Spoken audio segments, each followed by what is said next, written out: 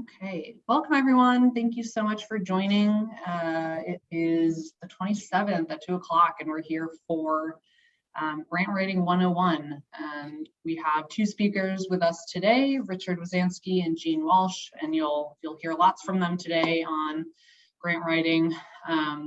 But before we jump in, my name is Sarah Lang. I work at the Brattleboro Development Credit Corporation.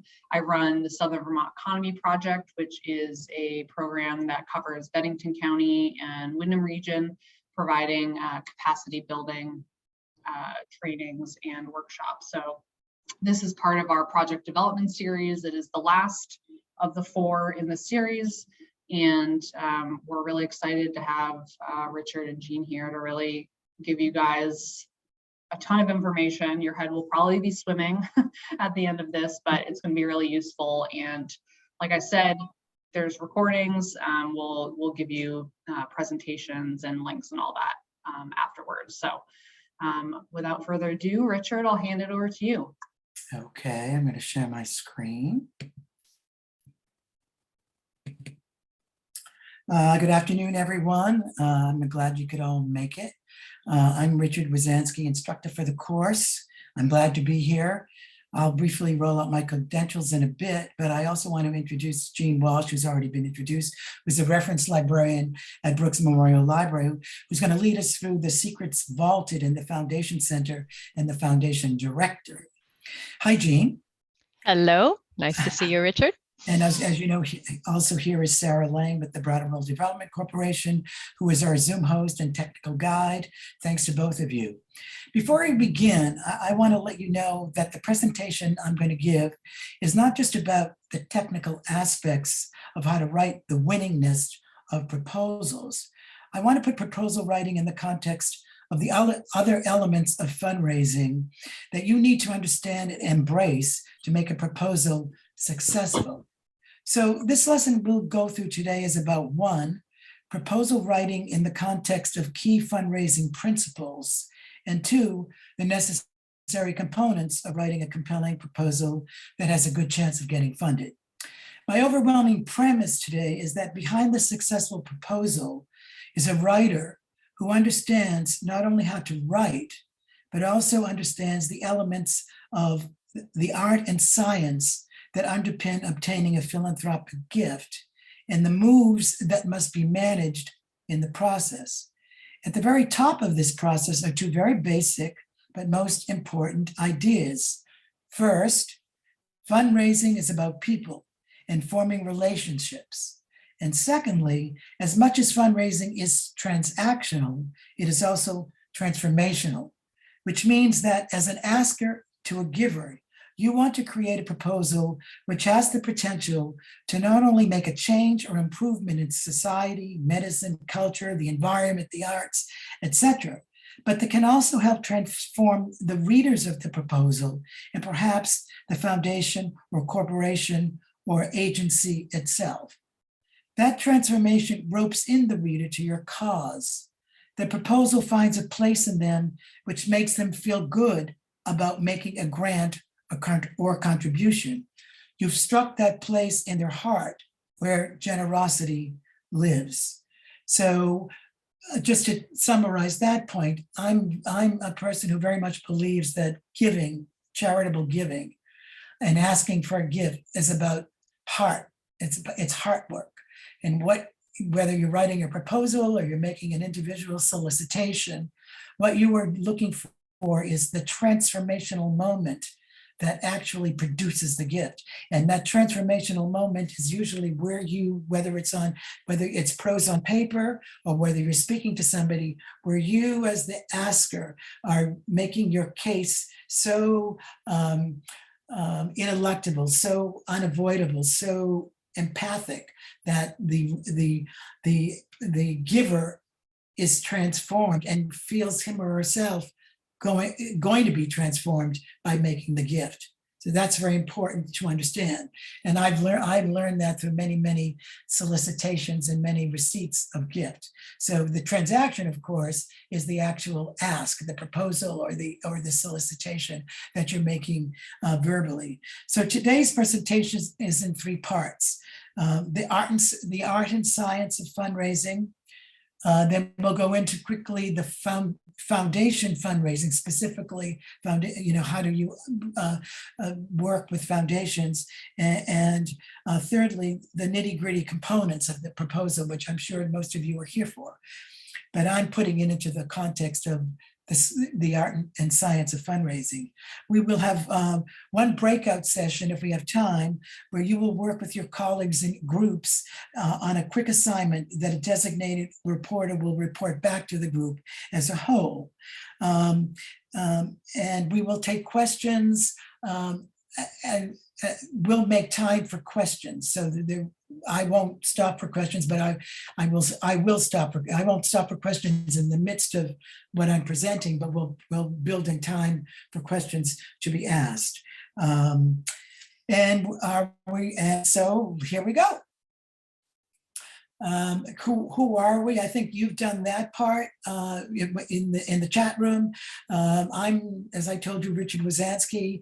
I can be here presenting on fundraising and proposal writing because I spent many years, almost 3 decades, fundraising. I ran before I got into fundraising, I was an instructor at Greenfield Community College in the English department.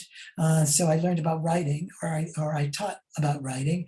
And then for 22 years, was at the Student Conservation Association, which is a national association, which puts young people and adults in natural resource conservation jobs. And I was the development director there, which meant that I ran a foundation proposal writing staff, and then eventually became vice president for institutional development, and then vice president for corporate relations.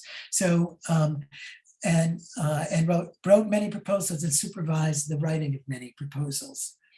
So workshop goals.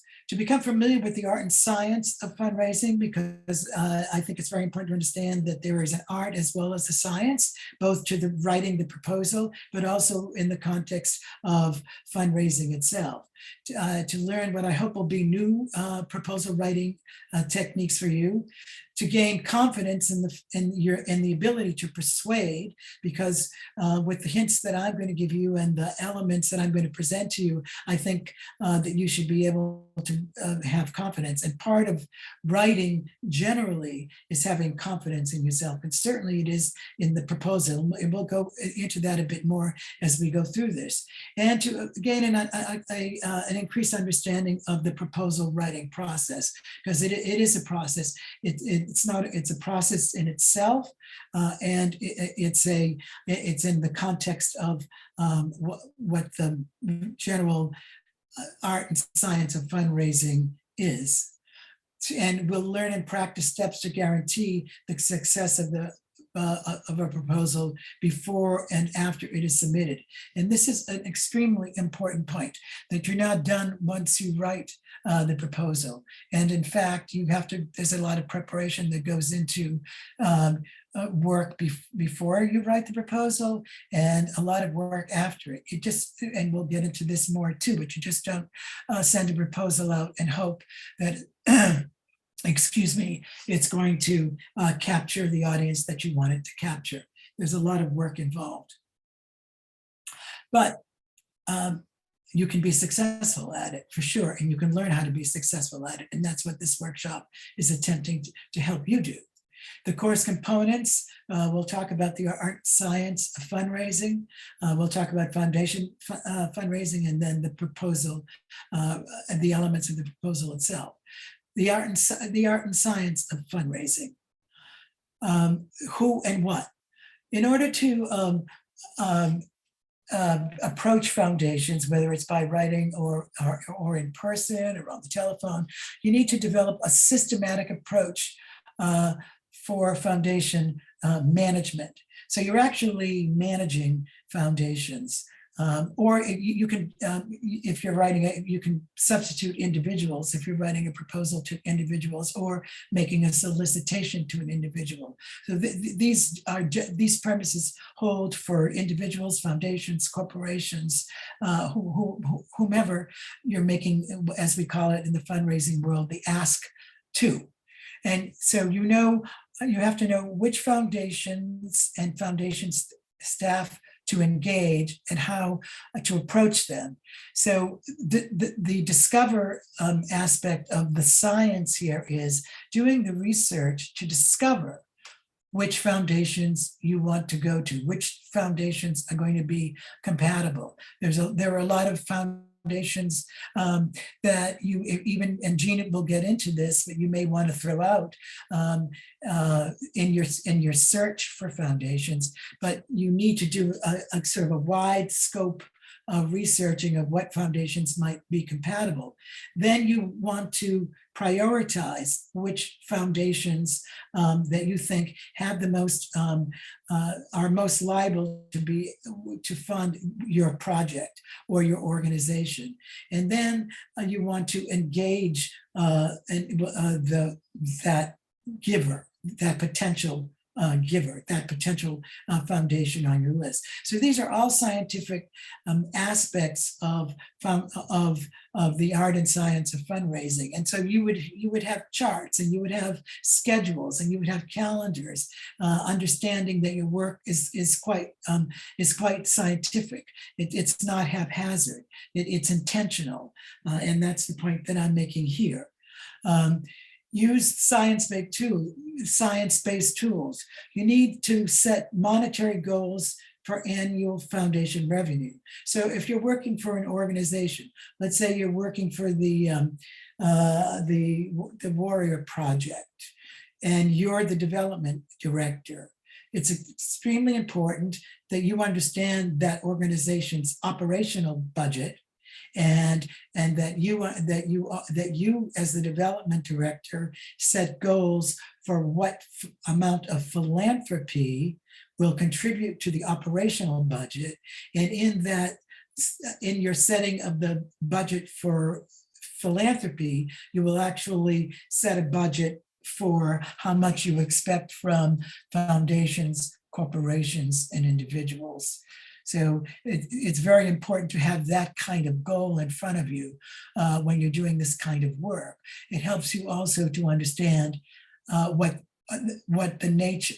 much you should ask for in your proposal, because you're going to have to show an operational budget to a foundation, for instance, and you're going to have to show a project budget, both of which you're going to have demonstrate monetary need.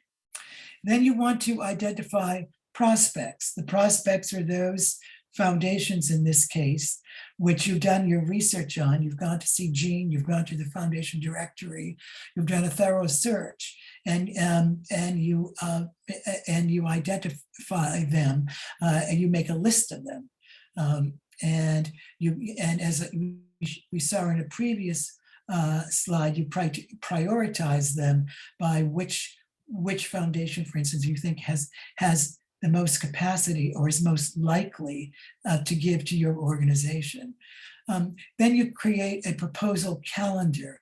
And a proposal calendar is a calendar I used to have on my wall at work, a big long calendar, which had the date that I was going to call the foundation, meet with the foundation, send the proposal to the foundation, and send the report to the foundation. So you may not be doing all of those, depending on the size of your organization. You may not be doing all of those actions, but really creating and then you also have, of course, the foundation's deadline for a letter of intent, the foundation's deadline for the proposal, the foundation's date for when the proposal will be reviewed, and the foundation's date for when the distribution will be made. So there's a lot that goes into your schedule, but having those dates in front of you is very important because it allows you not to lose track of the particular actions you have to take leading up to making the ask. Remember on a slide, one of the early slides, I talked about moves management. So fundraising is about making moves.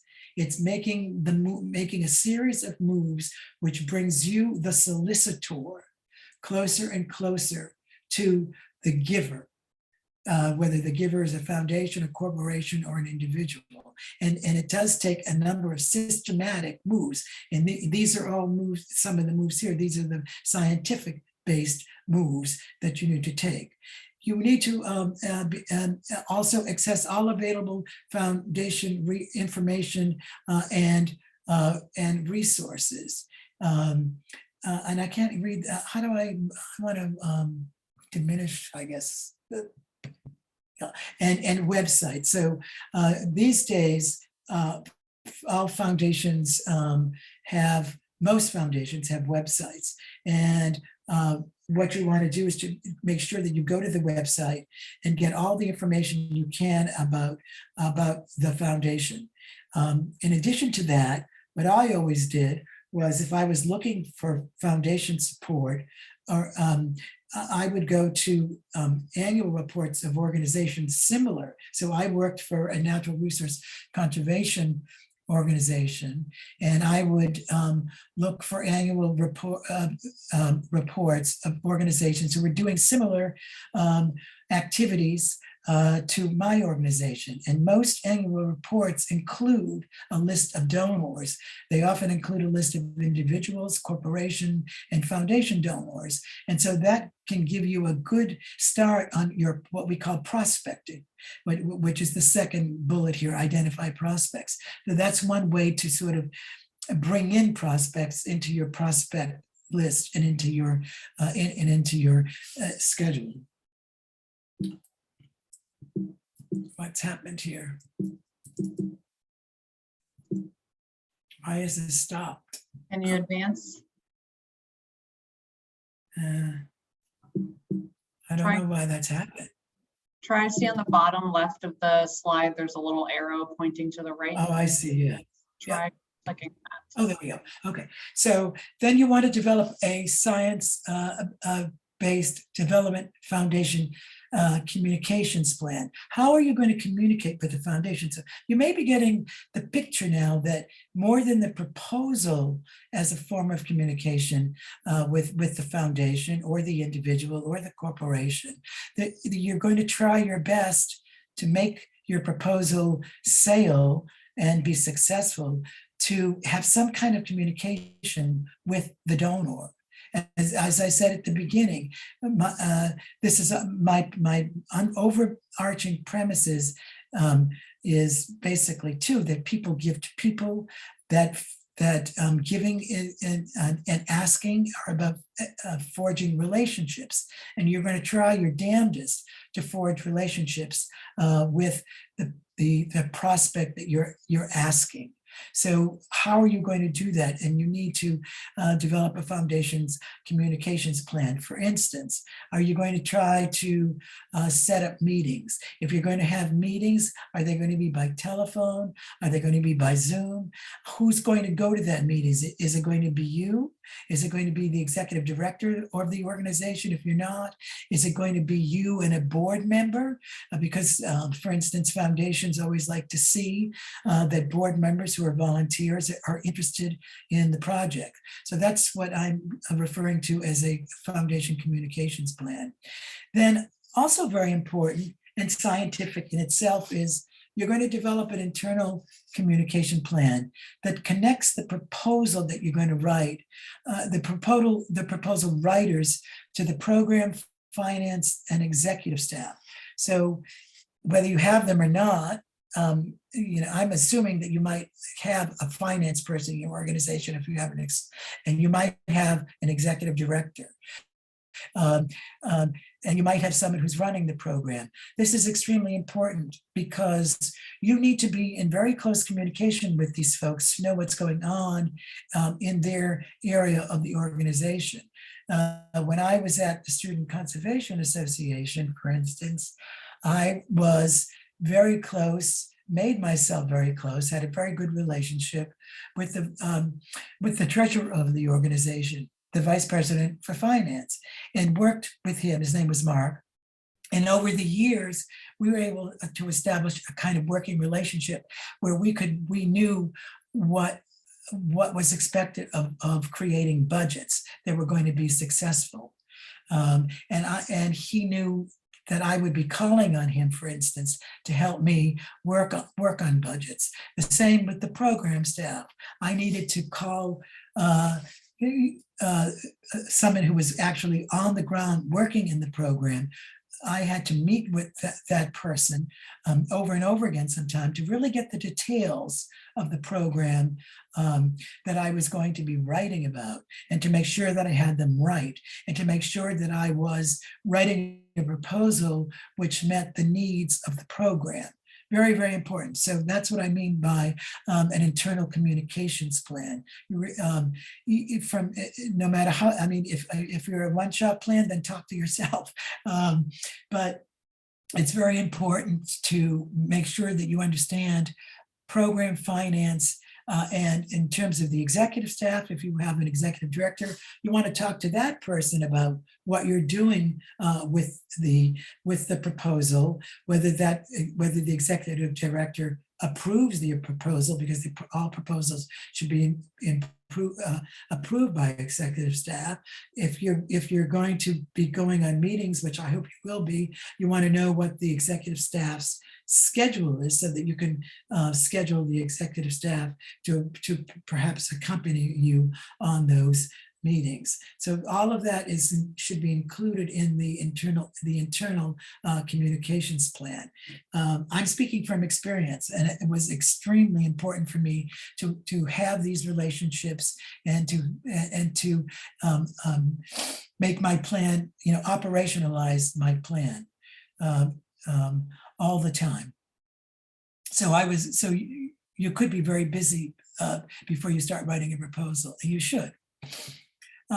Be familiar with your organization's strategic plan, programs, constituents, staffing, finance, and finances, and board governance. So I would recommend that if you're attempting to get foundation support, if you don't have a strategic plan for your organization, you should have one, because the foundation is always going to ask about a strategic plan. What are your goals and objectives, for instance, for the next 3 years? How do you plan to grow? Even where have you been, and where are you going? And you want to know what demographic your organization is serving. You want to know how many staff are in your staff, what the staff demographic is, and what each of those staff does. You want to know how the finances work at your organization. Not all organizations, for instance, are on a calendar year for their budgeting. And you might be asked by a foundation, for instance, well, what is your budget year? Is it the government's year, or is it the calendar year? Important to know. And how does your board of directors work? What are their roles? Are they a governing board of directors, or are they hands-on board of directors? That's very important information for you to know. You might be asked questions about that, and questions that a foundation, for instance, asks on their application, or if you're in front of them. You want to collect and analyze organizational measurable data to discover, prioritize, and engage foundation staff. So you want to have either at your fingertips, or certainly written down, measurable data that can be measured, facts, statistics that your organization is involved with. How many people does it serve, for instance? Where where is it? Where do you serve? If you're in Windham County, which counties does your organization serve? Does it serve an agricultural population? Does it serve an urban population?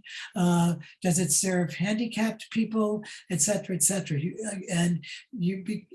And all of that information is important so that you can engage foundation staff, whether it is on paper or whether it's face-to-face. And hopefully, once again, I'm underlining this, that it would be face-to-face or, either in Zoom, with Zoom or in person.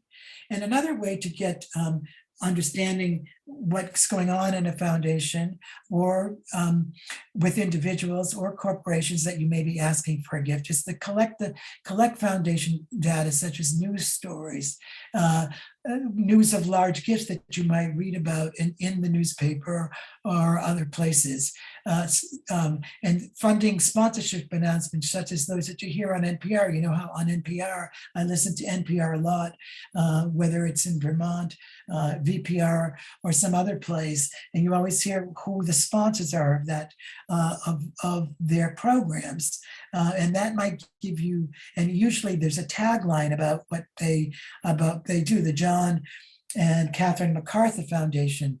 I can't remember what it is, but something about blah blah blah blah blah blah. I'm a more verdant planet. There were three themes that they have for their giving. So that's other places to get news about foundations to help you with this intentional strategy that you're creating.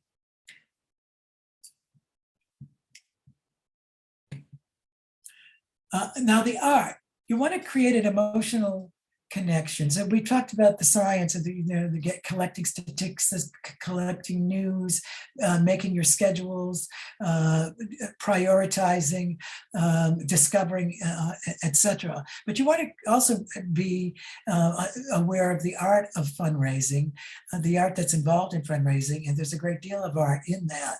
And you want to create an emotional connection between the foundation staff and the cause. Once again, whether it's on paper or in person or through Zoom. You want to create the case. The case refers to, and you'll be using this language a lot, the case is actually, what is it that you're asking for, and why should the funder give to it? So in what we call a case statement is basically just what I said. What is the cause, and what is the case, and why, and you're creating the case for why the funder should fund that particular cause that you're putting before them. And you want to express the case with passion, and you want to be able to build relationships with the foundation staff or the corporation staff or the local business or the individual donor. You want to tell stories. Very important way, and it's very in fashion now, and it's quite effective. Is part of the way to show the impact of your organization. Is to tell stories, to actually use case examples of people, for instance, who have been positively affected or impacted by the work that you do. So you might want to put stories in your proposal. For example, when you're talking about the great work that you do, you may say, here's an example of this. Here's an example of the transformation that my transforming organization created. And you want to be authentic, even when you're writing. A lot of proposals that I've read are not authentic. There's a lot of blah blah involved in them. And here, because you're working for most likely, writing a proposal most likely for a very important and worthy organization, there's no reason to be inauthentic in your words and in the voice that you take to explain your organization. And voice in a proposal is very important, like voice that you take to that you take in the words that you use, the tone of voice that you use, and you want to be able to transform. And I said I talked about this at the beginning of my remarks.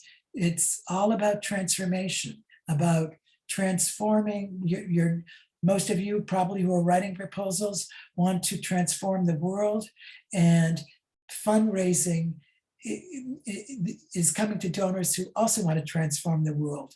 And what you need to do is to create that transformation in the donor who wants to transform what you want to transform authentically. And I just take some time to think about that, because thinking about fundraising as transformational can lead you to a great deal of success. I think it certainly helped me a lot. Okay. And then you want to balance the art and the science. You want to build relationships with foundations who are aligned with your organization's mission and programs and who have the highest capacity and interest to give. And you want to inspire foundation staff with compelling stories and documented impact. Extremely important, more so than ever. The current trend in foundations reading proposals is outcomes. Everything is about outcomes. They want to see outcomes. So you need to be able to produce demonstrated outcomes of how your project or your organization produces positive outcomes or will produce positive outcomes. And in order to do that, of course, you have to have some kind of measuring tools, and we'll get to the evaluation in a bit. But you can inspire foundation staff with stories and outcomes. And I've been in, for instance, with individual donors and foundation staff. Sometimes I've even brought, for instance, I worked mostly, my organization worked with young adults and older young adults, and often, not often, but sometime I would bring one of those kids, let's say, with me to a meeting so that they could tell their story. That they were the documentation of how my program that I was working with had transformed them. And they would often on their own use the word transformation.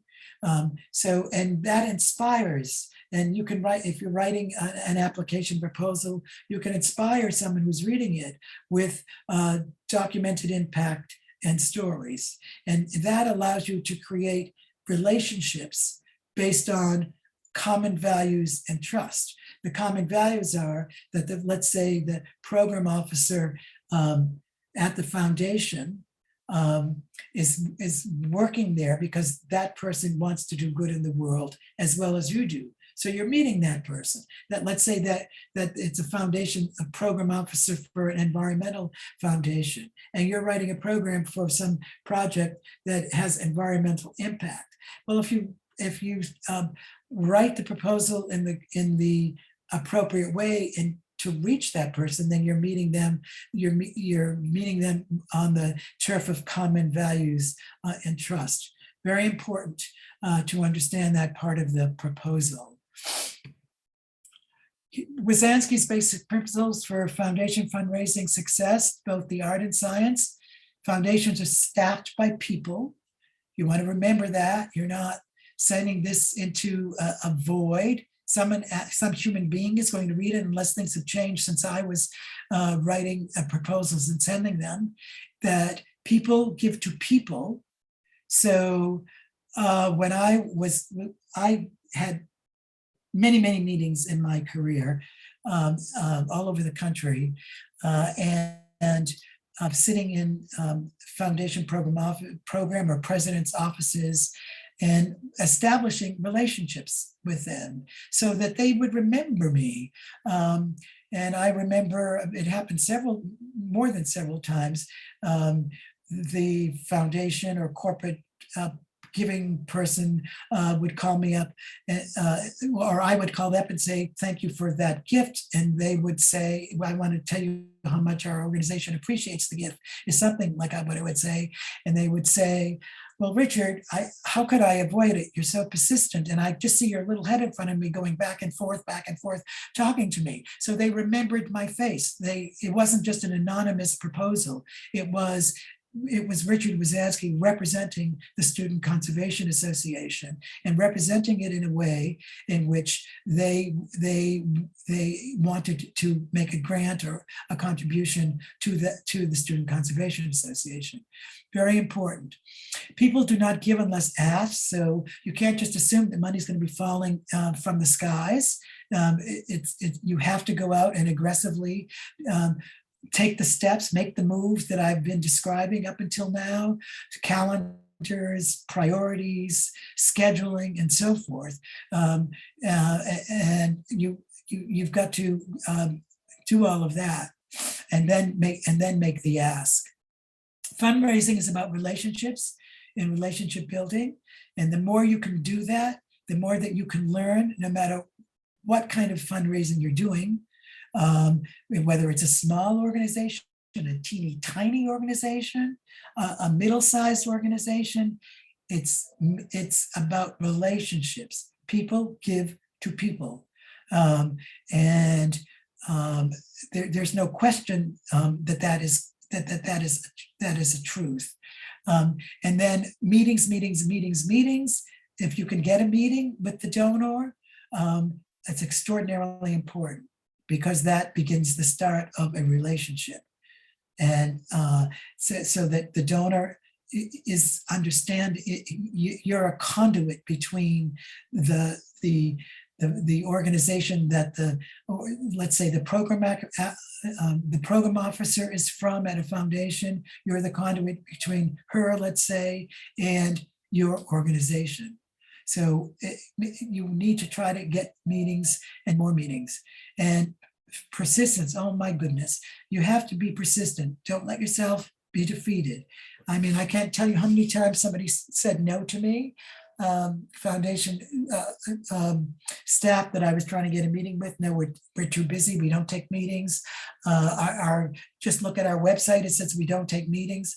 And then I got the meeting by being persistent. With that, I mean, there's a point where you have to stop being persistent, because otherwise you'll go crazy and you'll make people that you're trying to meet with going crazy. But you do have to be persistent. Don't give up. If your proposal is rejected, then go for the next round that's allowable, and keep at it. Don't let yourself get down. It's like anything in life. I hate to be cliche, but when life comes at us and you wake up in the morning and say, oh my God, I can't give that class this afternoon. I'm not in shape for it. I drank too many martinis last night or something. You just keep on going and saying, yes, I can do it and I will do it. So fundraising really takes a lot of persistence, because you have to inure yourselves to a lot of no's. There are a lot of no's in the fundraising arena, but you can do it. I know it. When asking for a gift, you need to remember that you're not asking something for you, right? You're not asking something for yourself. You're asking it for your organization. You're asking it for a cause. You're writing the proposal for this great cause, which is going to allow kids in Brattleboro from the ages of 12 to 17 to meet with a diverse group of teenagers from New York City for 4 times a year. So, 2 times in New York City and 2 times in Brattleboro. Great cause. So that has nothing to do with you. It has to do with your cause. And that's what you're trying to raise money for. And you need to remember that when you want to hesitate about asking. It's not you. It's for these great causes that we're all involved in, that we're trying to sustain and grow. And that's something that you need to keep in mind. We've talked about the transactional and transformational aspect of it. Giving is emotional. So you're always trying to find that place in the potential donor's space, their mind or their heart, where their emotions start to connect to the emotionality of your cause. And very important, fundraising is about listening. And that means also, so if you're going to a foundation, for instance, and you're reading their guidelines, listening is about reading those guidelines very carefully. They mean what they say in the guidelines. If you're having an in-person meeting, listen very carefully, stop talking and let the person with whom you're speaking, let them talk. You want to hear what they have to say. You want to hear those golden words. Yes, we'll accept a letter of intent from you. Yes, we'll accept a proposal for you. Our current giving parameters are grants in the amount of $10,000 to $20,000. I suggest, Richard, that you put in a proposal for $15,000. I'm not promising you anything, Richard, but try for asking for $15,000. I want to hear that. Right. And I want to hear that if that's on the foundation's website or in the foundation directory. And authenticity is that you have to be your authentic self. I know that some of this is repetitive, but these are all parts of fundraising that are extremely important to give you the ammunition to be able to write a great proposal, or to make a good meeting, or to make a good solicitation. And the anatomy of obtaining gifts is this requires moves management, moving you, the asker, closer to that person who is the donor. And here is my consulting company is called BoldMoves, and here are the moves that we have developed. I mean, we're not the only person who does this. But by the way, I believe this this presentation is going to be available. So if we want to be able to catch some of the stuff, Sarah is recording it and has it to be able to email it to you. So you want to articulate a bold vision. That's how we got BoldMoves into our consulting company, because we feel that this is a bold way of making the moves. A bold vision. That is a vision that's not hackneyed, that has something new to offer. For instance, like I thought that was pretty bold, the idea that I just thought of for Brattleboro kids meeting with Manhattan, a diverse population of Manhattan kids, 2 times in Brattleboro and 2 times in Manhattan. That's a kind of bold thing. And to make it bolder, I would add on to it about what kinds of activities they might be doing, or etc. Then you want to create the case for funding. So even when you're writing a proposal, you have a vision. It will be the vision of your organization. What is it that when you think of your organization, where is your organization going to be in the next 5 years? Let's say that would be the vision of your organization, and that should be something that you're familiar with, and you may want to put that vision in the introduction of your proposal. Also, then you're going to create the case for funding. Why should the donor fund this proposal? Why? What is it in it that? What's the case? And you need to make sure that that's also articulated very well, and also has in it the heartstrings for why the donor should give, why the foundation should give it, as well as an intimation, at least, of the great work that your organization has done.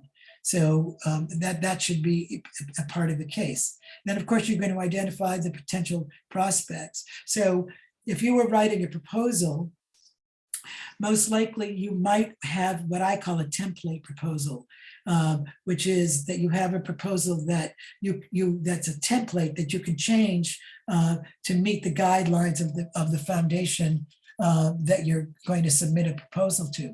You will submit it according to what their guidelines are. And that's what will help you identify the potential prospects. And Jeanne's going to talk about that in a bit. Then you want to what we call qualify the prospects. That is, what is their capacity to give? And what grants have they given in the past? You want to look for, and Jeanne's going to talk about this as well, their previous 990s, their tax forms, to see, oh my goodness, look at that. X Foundation has given in Windham County, and they have given grants of $20,000, $10,000, and $50,000 right here in the county that I'm living in. You can find out all that information from the 990 of the foundation. So that's what we mean by qualifying, because you want, and you can also see there which organizations they gave those grants to, and then where the geography is. Then you want to cultivate the prospects. In foundation fundraising, cultivation means to either show the prospect what you have done through a brochure or an annual report, or telephone calls or meetings. Cultivation means trying not to be anonymous with the donor that you're seeking a contribution from.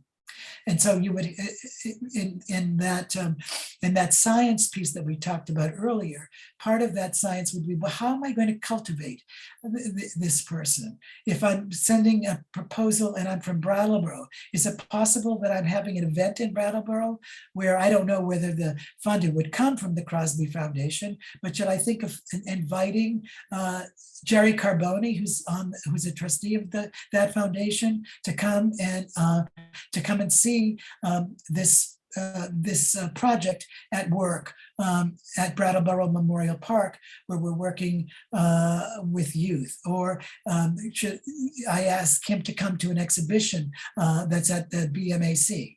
So that's cultivation, very, very important. Then, of course, making a compelling ask, that's the proposal itself. And we're going to talk about the elements of how to do that. You want to steward the donor, that is, once the proposal's in, you may want to send other information or updates of your project to the donor, which all becomes part of the information that they have. And if it's an individual, of course, you want to, or even if it's a foundation, you want to make sure that you just don't send a proposal and that's it. What else can you do to make that entity, foundation, corporation, or individual aware of your existence, of your organization's existence? And of course, you need to have impact evaluation. Very important, as I said.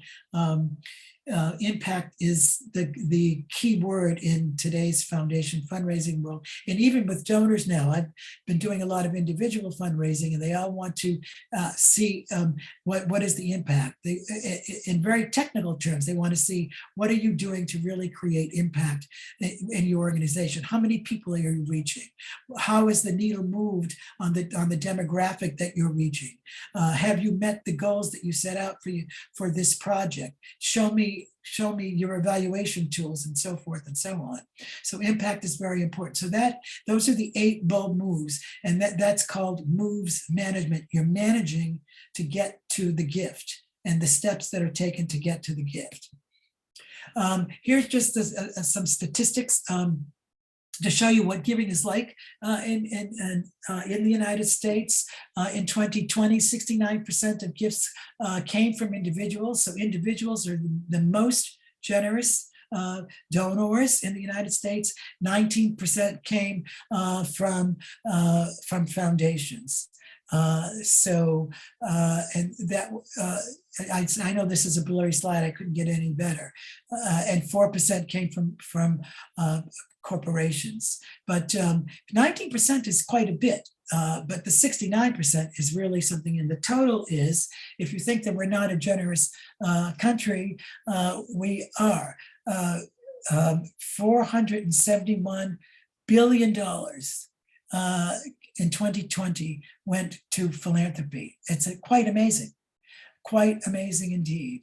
And what you're wanting to do, of course, is to get in there somewhere and achieve your inclusion in one of these categories of where the gifts are going.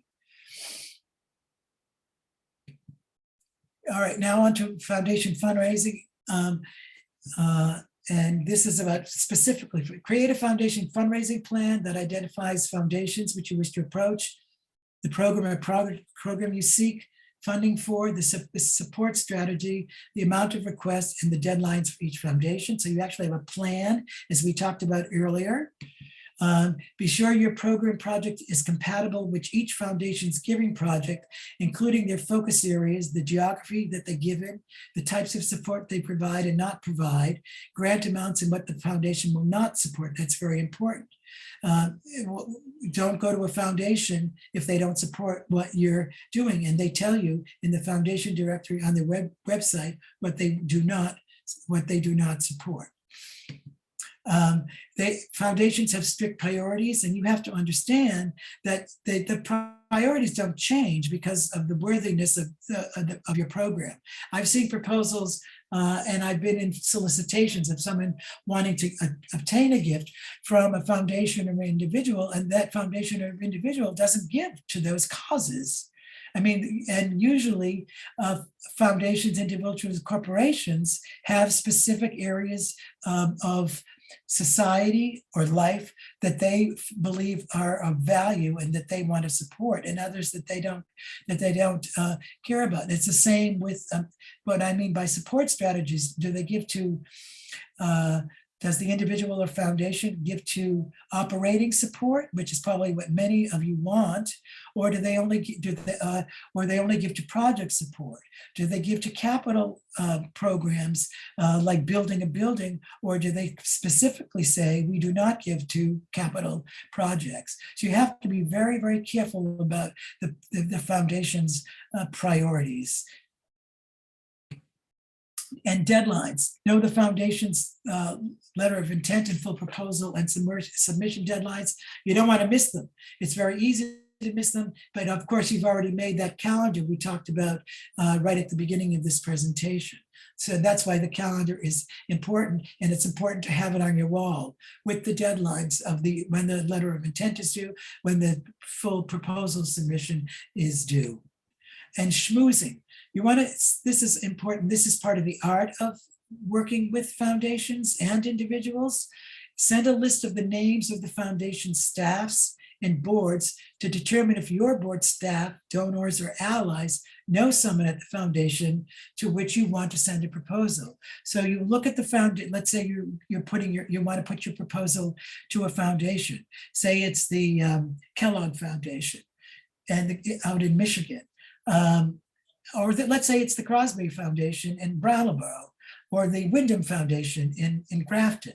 You want to take the foundation directory, look at Wyndham Foundation, see who their trustees are, who are on the board of that. Write down their names and send those names to your board of directors, allies of your organization, donors of your organization. When I was at the Student Conservation Association, I created a little newsletter that was called Dash for Cash, where every 3 or 4 months, I put out a little newsletter that had just, the only thing it had in it was the names of foundations that I was intending to send proposals to, and who was on their boards and when I wanted to send the proposal. And it was very effective. I would get a board member saying, well, I went to Dartmouth with Sally Hamilton, and I would be willing to write a letter. And Sally Hamilton happens to be the program officer at the Kellogg Foundation. I'd be willing to write a little note saying that I'm on the board of directors of the Student Conservation Association, and I hope you will support the proposal that is going to be sent to you by Richard Wizansky. Boom, boom, boom, boom, boom. So that's what schmoozing is. It's very alive. It's very animate. It's very close. It's people. It's relationship building, and it's very important that you find out who someone might know, because as my mother used to tell me, it all depends on who you know. And I still believe that at the ripe old age that I am at. So schmooze, it's a Yiddish word. I don't know if you're familiar with it. It's a very important a word in fundraising. Another example from my career is part of my job was to be a schmoozer. I was our liaison to our board of directors, which was a national board of directors, a very distinguished board of directors, some very important people. And my job was to talk to them, to keep them up to date, and to have cocktails with them, as part of my schmoozing job, because what we wanted to have is wanted to bring the board of directors as close as we could to our organization. That was schmoozing. I even had the opportunity several times to go out to dinner with foundation program staff after I'd gone to a city and talked to the program staff and had a relationship with them for many years. We might go out to dinner. So that was schmoozing. Very, very important to schmooze. You need to identify the correct person at each foundation with whom you want to communicate. Who is it that you need to communicate with? And sometimes that's very hard to find out, but it's a mystery that you have to solve. Is it the executive director? Is it the president of the board? Is it the person listed in the foundation directory? It takes a lot of work to find out, but it is possible to do so. And again, meet before sending a proposal. Try to meet before sending a proposal. Extremely important. That's what I always did. It was very tough work, but you should at least try. All the foundations tell you that we don't meet, but you should at least make a phone call and see whether you could meet with that person to talk about your organization, to talk about the kind of proposal that you want to send, to get that person's advice on the proposal. It's establishing the relationship. Once you meet with that person, they will remember you. Your proposal will not be anonymous. It will be attached to you. It will be attached to Richard Wizansky, who they will remember. And that's extremely important if you can get a meeting beforehand. And persistence pays off. And the schmooze proposal has a much better chance of obtaining a grant than an anonymous one. And I tell you that from my heart. It's true. That's the way that I did it. I raised millions and millions of dollars for my organization, had hundreds and hundreds of meetings across the country. Granted, I was working for a national organization. I'm not bragging now. I'm just sharing my career with you.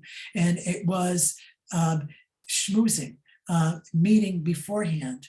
The president of the Student Conservation and I traveled all across the country together from one coast to another, having meetings. And part of my job performance was based on how many meetings I could get. So that put me under a little pressure, let's say. So I was always busy getting meetings, and I would have to, so sometimes they were cold calls, and I would have to, usually I had a day that or days that I felt that I could actually make the call. And rather than sitting down at my desk, I would stand up at my desk. And I knew that 10 to 11 was a very good time to make these kinds of calls, and I would do it. And very often I was successful. So you hear as I told you, what the overriding premise is. It's about people. It's just not about writing a proposal. It's about establishing a relationship. And that's going to help you to be successful with the proposal. And think twice before sending proposals in the dark. Bye-bye proposal. You need to think about all the information that I've given you beforehand before you send that proposal. It doesn't stand alone. It's a component of a thoughtful strategy, and I've given you the elements of that strategy.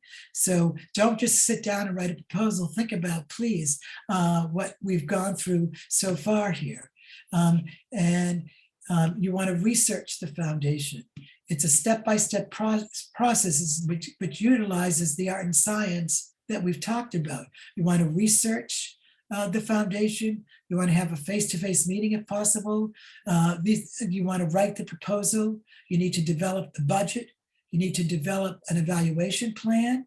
You need to do additional cultivation, and you need to think when you're sending the proposal already about how you're going to report on it. Well, even while you're writing the proposal, you want to make sure that you're sending a proposal that you can report on. So you don't want to promise activities in that proposal which you won't be able to report on. You don't want to promise stuff in your budget which you can't report on, because they're going to ask you about how you achieved the project budget. And the foundations, for instance, are very intent on looking at budgets. So this is what you need to do to really get yourself ready to send to do the research on a foundation. Research your organization, the project, the expected outcomes. Does your organization have an evaluation plan in place of how it evaluates its programs? What is the timetable for the project? And that's something that you would work out with the program people. What is the staffing? How is it staffed? Because most proposals ask you about staffing. How is it staffed? Who is it staffed by? What are their credentials? And then how much is this project going to cost, or this program, or your organization in general? And what is your overhead cost? Are you putting overhead into each line item? And when I talk about a budget, when we get further on here, and is the overhead, that is what it costs to operate your organization, is that in the line items, or are you going to add it as a line item itself? Usually an overhead, if you're putting in a line item these days, one line item for overhead, it's something like 17 to 18%. And then you, as we said, you want to have, you want to know the board staff, what are the board and staff connections to the funder, so that you could carry out your schmoozing job. And now you take so I've given you the overall, just to summarize, overall premises of fundraising that are important for writing a proposal, the art and science that's necessary to understand about fundraising to write a good proposal, a winning proposal. And now Jeanne Walsh at the Brooks Memorial Library is going to talk about the resources that we have at the library to help you write the proposal. Jeanne. Thank you, Richard. Let me share my screen. And I wanted to mention that let's see, where are we here? I wanted to mention that I'm going to talk for about a half hour, and I want to just kind of do a quick overview of library resources around grant seeking and fundraising, and I'll do kind of a deep dive very briefly into Foundation Directory Online, and then we get a little bit of a break before we kind of reconvene for the last part. And I wanted to just mention right up front that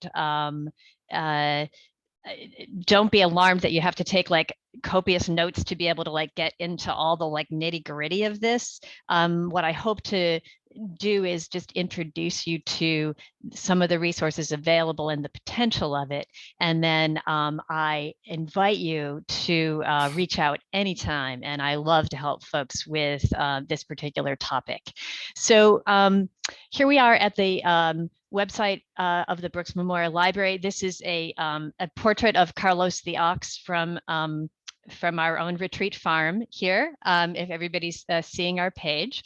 And under online library, there are a bunch of research guides, and that's where we're going right now. So I've got my tabs open here, so I'll just flip over there. There are research guides that are intended to introduce a whole bunch of different research topics you can access through Brooks. And please note that on this page, there's the Ask Questions, and that connects you to our Ask a Librarian page. There's my colleague Matt working with a patron. He does technology support of all kinds, really simple stuff right to, some real complexity for both personal life and work goals. So keep him in mind. You can fill out this form. This basically goes to me, and then here's my contact information as well. So please don't hesitate to reach out if you have questions. Under grant funding and nonprofits, this is the page that opens up. And I want to just introduce you to the resources on this page. Before diving into Foundation Directory, I wanted to talk about its parent organization, which is called Candid. And they have some amazing free resources on their learning page. I kind of do a teaser about them here. And so I just want to point out a couple of those that might be of interest to folks who are working on grant-funded projects, working on nonprofit management or considering forming a nonprofit, that sort of thing. So on this Candid page, you can create a free account. And I'm logged in already as me. And I'm just going to point out at a couple of the really cool resources they have under that tab. They have a nonprofit startup tool. So if sometimes folks, have a project going, they might or might not have a fiscal sponsor. They might think, hey, it's really time I want to start a 501c3. This is a nonprofit startup assessment, and it takes you through this Socratic kind of questions about, all these different categories of activity that are necessary, for an effective nonprofit. And it helps you assess whether that's what you need to do. And if so, it means that your ducks are lined up. You're ready to kind of take on some of the kind of challenges that you would face, running a nonprofit and seeking foundation support. Another resource I'll mention is that there's a free ebook and audiobook library that anybody, you can sign up for a free account, and they have some terrific titles. They're short loans, but there's a lot of different good stuff here, and it's all free. And I'm a big audiobook fan, so I like to let people know about that. And then the last resource that also is under this resources tab is, sorry, I'll show you what it looks like. It's just called transparency seals. And when we go into Foundation Directory, you'll see some of these seals that are connected to nonprofit organizations. And what you can do is, chances are, if you're affiliated with a nonprofit, it's already listed in the GuideStar directory, and you can go in and claim your profile and earn different seals of transparency. And they do this great little chart, for 5 minutes, you can verify your address and who your, CEO is, and, a couple other things, and you've got yourself a bronze seal. And the idea is that donors, will notice that, oh, they've got a gold seal. They've done. It's a way to demonstrate some of the work that you may have done to show that you've done your homework, that you're conducting your work with a lot of transparency. So those are all things that are available to you back at that page. Sorry, I'm doing that annoying thing where you go jumping around to pages. Here I am at the research guides page on the library website, which is brookslibraryvt.org. And grant funding and nonprofits, it's right here in the middle. And so we looked at Candid Learning. Here are some books. Just a reminder, we got a lot of books on our own shelves on topics of interest here. And we also have our own ebook and audiobook in Libby for folks who like that app. So those are available. And then there's a section that I'll dwell on now, the searching for grant funding. I am going to scroll a little bit down toward the bottom of that section first to note that it's wise, when appropriate, to begin in our own neighborhood, in our own wonderful Vermont, with some of our wonderful foundations, and the Vermont Community Foundation, which is a clearinghouse, a place that manages a whole bunch of different funds, and is really helpful to nonprofits in especially like at the library. We did a teeny grant a couple years ago to start setting up some archives, and I found them to be super kind and helpful in taking us through some of those steps that Richard outlined in his BoldMoves diagram. You know, we were really being kind of like prompted, like about the kind of ways that we needed to think, and the kind of ways that we needed to, you know, reflect on how we were going to evaluate and report on our success. So you know, here's their website. Just a reminder, they're out there. There are 2 funds specific to Brattleboro, the Crosby Gannett Fund and the Dunham Mason Fund. It's good to know about them. We also have the Wyndham Foundation, the Thomas Thompson Trust, which is fascinating because they give to Wyndham County and Dutchess County in New York, those 2 places. That's why that's what they do. And the Grassroots Fund throughout New England, which is new to me, and some of you folks might already be familiar with them, but that's really some really interesting work that they're doing. I want to point out that there's a Vermont Directory of Foundations, and that is a subset of the Essential Edition of the Foundation Directory online that I'm going to show you in a moment. And it's really cool. It is supported by the Vermont Community Foundation, and it is free online. It is a very pared down version of that database. So it doesn't have a lot of the kind of assessment tools that help you check out both the funders and the recipient organizations. It doesn't have some of the helpful graphs and so on, but it's out there and it's free, and it's a terrific resource. I'm also going to just mention that Stephen Dodson is the sustainability coordinator for the town of Brattleboro, and he's in the planning services department. His contact info is here, and Stephen and the library like to collaborate on things, and some of the things that Stephen can offer are like help if you're seeking a fiscal sponsor, or if you're seeking opportunities to collaborate with other organizations. He kind of keeps his ear to the ground about what stuff that's going on. And he's a resource. We also have a grants research request form that's linked here and in a couple other places on this page. And that's another way to communicate with Stephen. There's a place where you can include some information saying that you would be interested in seeking his assistance on, you know, some of your achieving some of your goals in this area. So that is my rapid overview of the page. And then I'd like to dive in to Foundation Directory Online.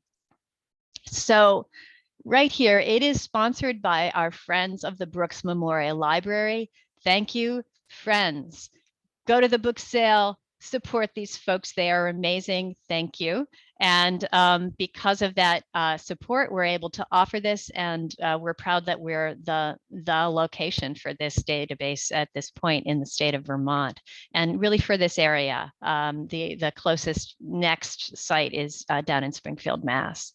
The richest access is the FDO Professional Edition. You have to be on site at the library to search that. And it works whenever you're tapped into our Wi-Fi, so you can bring your own machine. Right now, though, we have a 15-minute rule for use of the library space. If you need to use this resource, talk to me and we'll find a room you can work in. And we also see folks sometimes on the weekends, you know, Sunday sitting out front in their cars. And you know, I think some of them are searching Foundation Directory based on the stats. There's a remote option for the Essential Edition, which is much pared down, but it still can be very useful. And sometimes folks who are from far away will obtain one of these 24-hour passes that I can help you access and really kind of line up their work to get a big chunk of work done. And then often they'll do a follow-up visit here so that they can access the Professional Edition. And then there's a Grants to Individuals, which is just a separate subset of the database for, folks, mostly for things like scholarships, educational opportunities. So FDL Professional Edition, I shall open now and take you through a search and get really into some of the nitty gritty. And again, please don't worry that this is your last chance to hear about this. I'm available for questions. Whenever you're able to get in touch, I'm at the library. So I'm gonna just put in, I tried this search this morning. I pretended that I had some really brilliant plan that was going to cost around $10,000 that was going to help us do more stuff around biking and having that be some of our transportation. And so I'm just using this Google search box on the very front page just to show you what it can do. So I'm doing Biking Paths Vermont. I just made that up, and I'm gonna hit the button and it's bringing me this many grant makers and this many grants and recipients and so on. And so we can start looking at these, but what I think I'm going to do first is I want to know a little bit more about what it just did. And to do that, I'm going to click on this little advanced search and filters right here. And what it's showing me here is that within the subjects, based on my freehand, thing that I put in there, it told me we're looking under sports and recreation for you, and we're looking under bicycling and pedestrian-oriented development.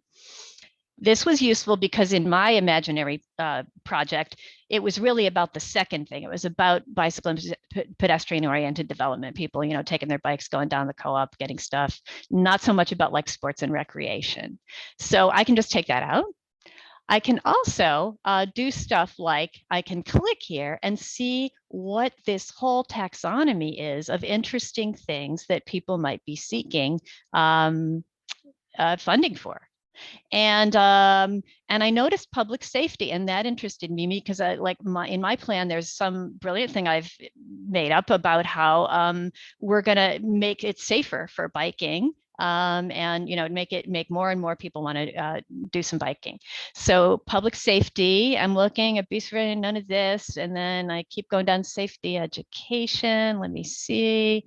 There was something under public safety. Was it disaster safety education, traffic safety? Okay, there it is.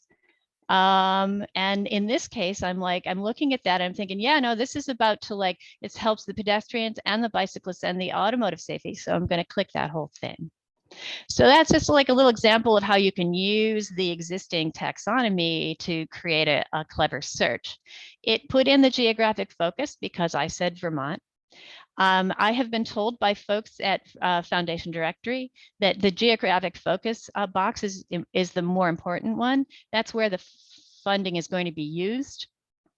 The location of the grant maker, and Richard, you were the one who really taught me this, that the location of the grant maker isn't always the most important thing. That we might be surprised that there's some family foundation in Arizona that's really into Brattleboro, Vermont, or whatever. So I have those two things. I'm also gonna so I changed that search, and I'm gonna click, and we'll see what happened. And we get down to 51 grant makers. So that's becoming a more reasonable set. I'm also going to call attention to this little box where this is by default checked on, including US federal funders. And I have learned about that box that those are the big US agencies, and they can provide very large grants. and they tend to be grants. And Richard, you can correct me if I'm wrong, but like they tend to be grants that require, they're like multi-year, very large sums of money, lots of overhead and planning. And so in my case, I'm thinking, no, this is a relatively small project, so I'm going to unclick that. And I think Kevin O'Keefe, thank you for being here, because you're the one who showed me the other day that over here, when we do grant amount, we can make it bigger and smaller. We can do this, and we can even just put in an amount to kind of put us in the ballpark. So I did like that much, and I can set that, I believe. Yeah. Yeah. I think apologies. I'm going to have to mess around with that one because I'm not sure whether that took. Nonetheless, we're down to 13 grant makers at this point.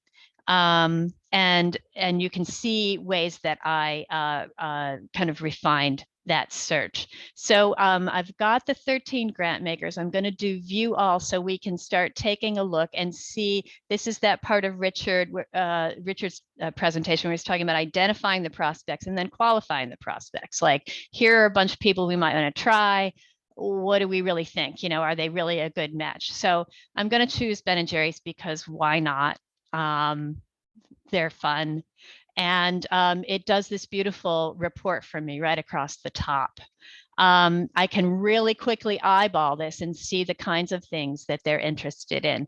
I was interested, I didn't know that public safety is kind of a big thing for them, along with the community and economic development that I would have guessed there.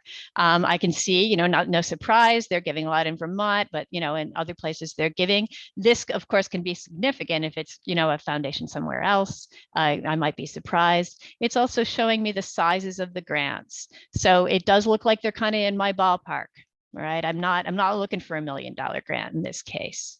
There's Local Motion, our friends who have the e-bikes here at the library. So that does not surprise me. And then as I scroll down, I get more information about this, this funder, the subjects they're interested in, geographic focus, this kind of little chart version of what they're doing, related organization. Other funders to consider is kind of neat. So, this is, you can start opening up more tabs and looking at, okay, if this one looks like a really good connector for me, then maybe I can open up, and search one of these other ones. And in a moment, I'll show you just some of the tools in this database that can enable you, when you're here at the library, in your, precious amount of time you made in your schedule to be able to do this work, where you can grab PDFs of a lot of these pages and send them to yourself. It tells about their application process, their financials, and so on. And Richard was talking about the importance of the 990 forms. And indeed, those are, they have the big section in those 990 forms where the organizations that they have supported are listed. And the thing I'll say about that is this foundation directory online is based on, it's pulling out all the data from those 990s and making it searchable. So that's part of what you're searching and part of the presentation of information that happens in this database. That's where it's coming from. Here's the who's who, where, right, you find out whether you got some, friends that you might want to, shout out to, and so on. So there is that. Right down here is their URL to their website. And I promised I would show you this. I'm scrolling back up to the top, and I'm going to point to some tools up here. I can knock off a PDF of this particular profile, or wherever I may be. I might be in a results list or whatever. I can grab PDFs and save them to a flash drive or send them to myself. There's an email tool that opens, and so on. Also, there is a chat, and the foundation directory staff does staff that chat service. And so you can ask a substantive question, and that's cool. We've had folks here working on things where they got some good advice that way. So, so I'm gonna, from here, I'm using the breadcrumb here to go back to my search results. And I wanted to take, I wanted to do a couple other things that that show what this database can do. We looked at the 13 grant makers. Let's look at the recipients. Got 5 recipients, and they are Local Motion, Youth Safety Council of Vermont, you know, this little set here. And the reason I'm going at this is another way, of course, to go about it is, oh, who is the Youth Safety Council of Vermont? That's interesting. I knew about Local Motion, but I didn't know about like these guys. So I click and I get a little profile of them. And it tells me about this organization, and I can start looking to see, oh yeah, they're similar to us, or and maybe we're doing some of the same work. Here's a way where we're doing a slightly different work from them. How, you know, there are ways to find these things out by drilling down into this recipient area. So this is where they're getting most of their money, where their funders are located, what size of grants they're doing, right? So they're going to be similar to us that way. And then if you scroll down to the bottom, you can open up their profile online, you know, their URL, and find out if they're a similar organization. So some folks find that a really helpful way to, again, to find the kind of funders that are gonna support them. And I'm going to say one more thing. I'm back here at our little search screen, and part of it is that, oh wow, I put my grant amount down so low that I've got nothing there. So oh no, that was in the support strategy. Anyway, sorry, I'm just talking to myself here. Every time I go into this database, I learn some new thing. And that was actually the point I was going to make, which is I'm skipping over a bunch of these boxes, and other folks who are already familiar with this database might have crafty ways of plumbing it for more information. And I'm just showing like my highlights of the best ways that I like to use it. And it keeps doing new tricks that surprise me. So I'm going to mention one last one, which is under the additional filters, I can do support strategy. And that's got a similar, like it has its own little taxonomy where it opens up different kinds of support that you might be seeking. You don't have to fill this out, but it can help make it a little bit more specific. And I would say, especially if you if you have a really big set of funders, like in my imagined example, it's a small set. I was imagining a small project in a small state, and so I didn't get a ton. But sometimes you get a lot, and you say, okay, I'm gonna need to make this all a little bit more specific. And when I looked at program support, I thought, yeah, this is what I want to do. I'm going to do a pilot program, around like seeing if my biking thing is gonna help create a safer and more fun biking environment for people. So program support there, I'm gonna click the search again, see if I got myself right out of there. Yeah, so I get 24 grant makers. And now I don't know why that had reset itself, but I'm gonna bring that way down again to something really tiny. And do search, and okay, it's still the same 24, but nonetheless, that's not a bad set to have to look up.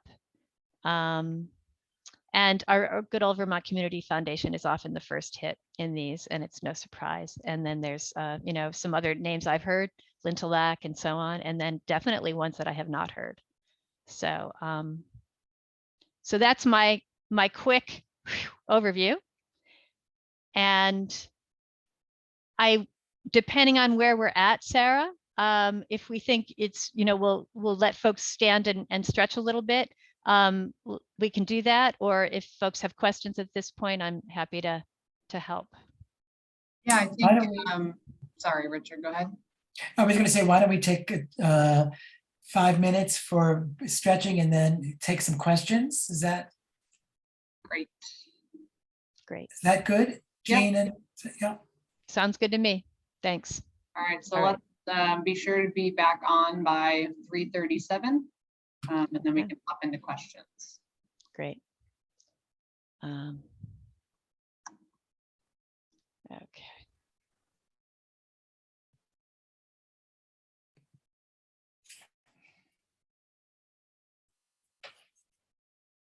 Oi, Patrizia.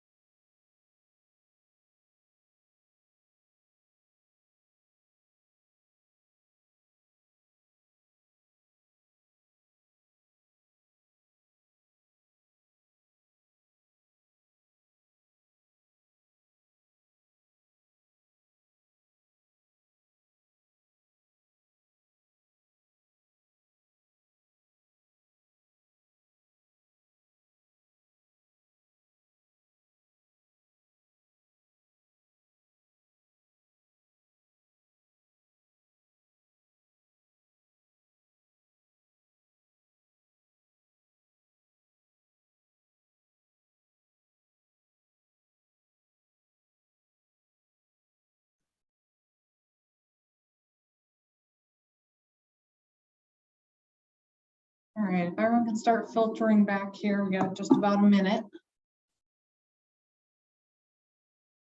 And for those of you who are already back, if you have any questions you'd like to ask, feel free to just unmute yourself.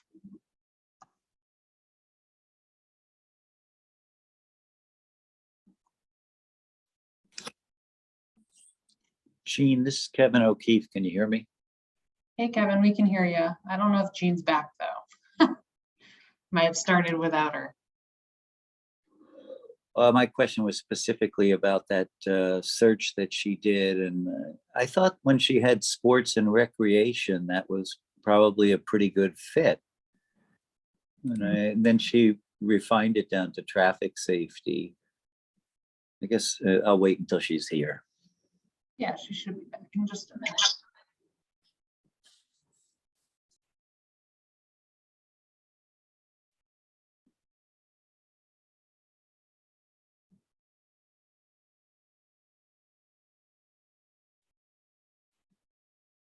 Does anyone have questions for Richard while we're waiting, based on the first part of his presentation?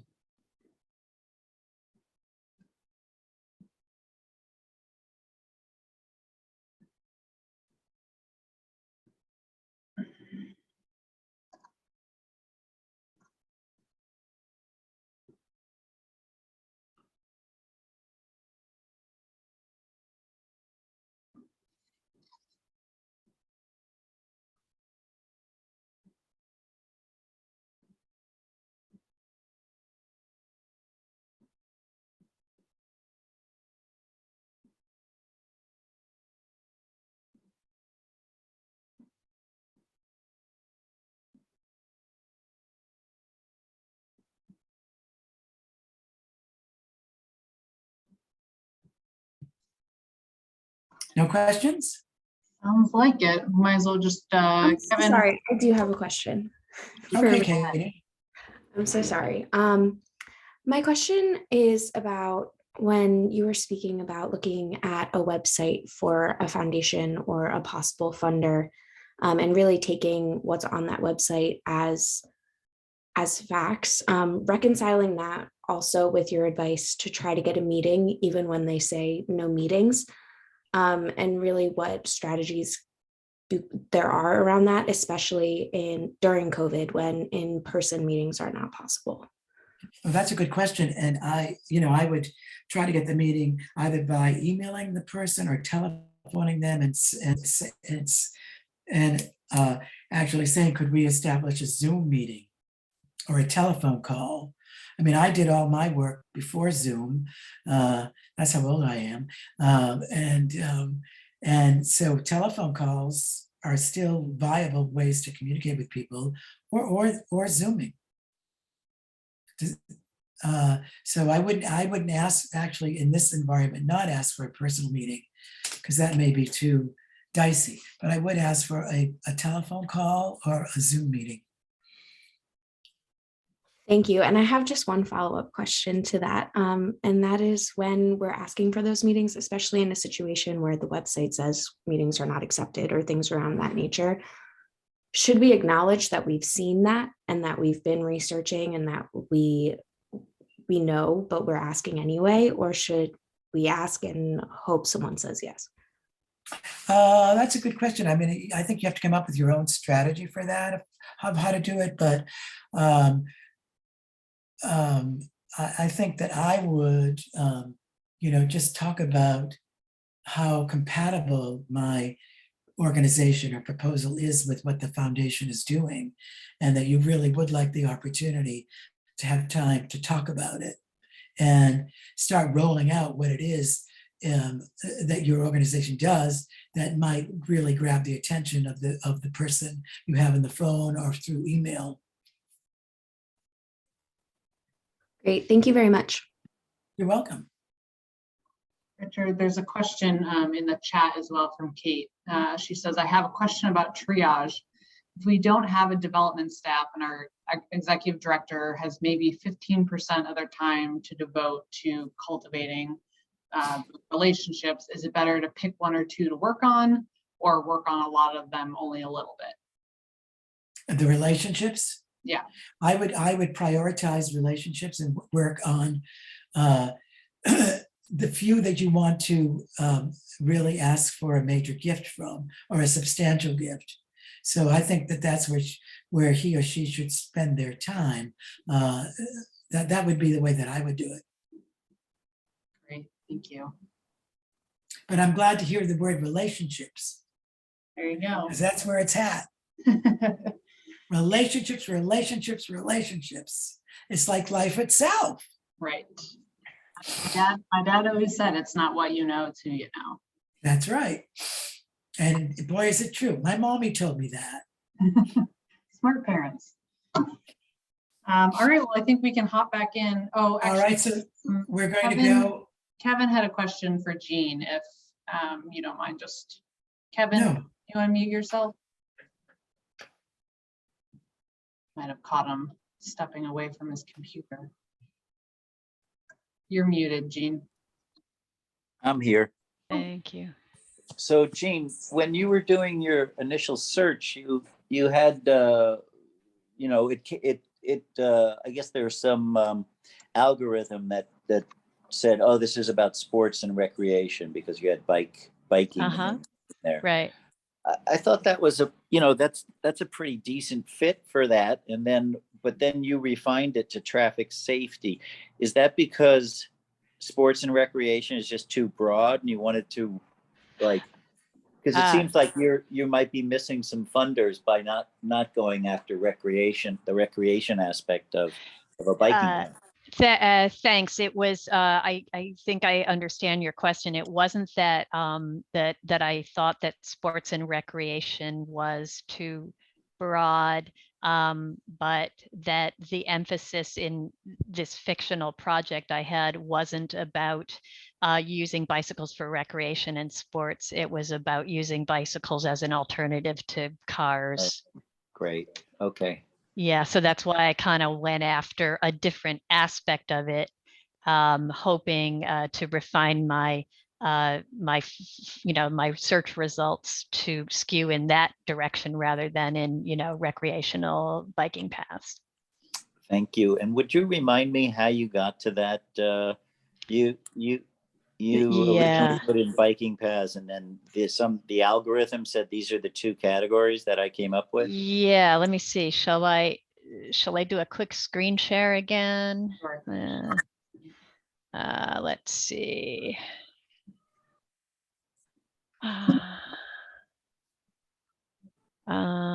It's gonna be. You're seeing my screen now again. Yep. Yes. Yeah. So from here, this is that first screen where I had put in the search string I did was biking paths Vermont, but on this screen and on the next screen, I can at any time click this link, advanced search and filters. Oh, advanced search. Okay. And that's where when I go in there and I start typing in the subject area, I can type in there and see if it brings up something. Yeah, bicycles maybe. But anyway, you get the idea. Once I even just click in that box, oh, now I've killed it. There. Right. But you get, once I start typing in the box, there we go. Yeah, actually, this is a good example because when I start typing it put it in the the grid for me. So they're seeing bicycling and pedestrian oriented development under urban development, economic, and community and economic. So community and economic being the biggest, most broad thing, and then drilling down from there till it's very specific in the bicycling. Oh, that's so great. Yeah. That's so smart. Yeah, it's pretty nifty. And that just gets that gets the list of possible funders from 100 to 5 or something, right? Yeah, exactly.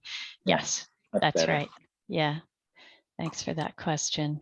And I think it was Linda had a question in the chat I noticed about where maybe my cursor wasn't evident and there may have been a confusion about a path that I took. But now I see that it's on this page. Okay. And corner, it says includes U.S. federal funders. Okay. You were on a different page when you were speaking about it. Oh. I guess I didn't want to take up too much time, but I never even thought of asking for funds outside the U.S. I mean, wait, I'm sorry. I'm really glad you said this because it is my understanding that this doesn't mean that it's limiting it to the United States of America. It means that if I click that box, it is U.S. federal agencies. It's HUD, it's National Endowment for the Arts, it's, big ol' U.S. federal funders. And they're so important in the game that they get their own checkbox. Either to include them and then because it may be appropriate, it might have a big ambitious grant. Okay. or you might be wanting to like not even, you want to just exclude them from your search results, you would uncheck that. But indeed, it isn't about like overseas possible funders, although I do know, and I'm not sure kind of where they're at with it, but I know that the foundation directory folks do have ambitions to make it more and more an international database. So that's probably developing as Nice. we speak. Thank you. Yeah, Thanks, Jean. sure. All right, Richard, now we're ready. Okay.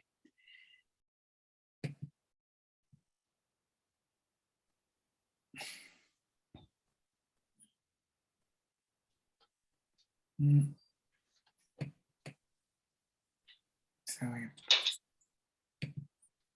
okay.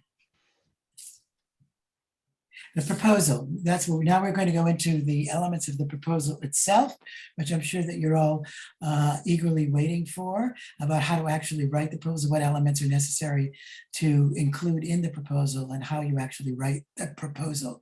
So the proposal components. Richard, we don't see your screen yet. You just have to hit the share screen button to get back up on the top. Now I can't even see the share screen. It's down at the bottom with the green. But somehow I'm out of that. Let's see.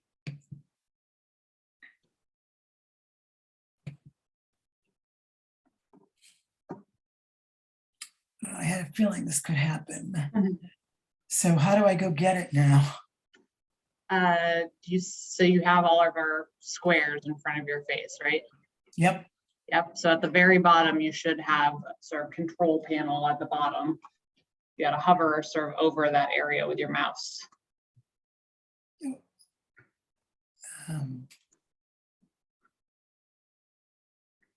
See, I diminished it, and it's down at, oh, I see.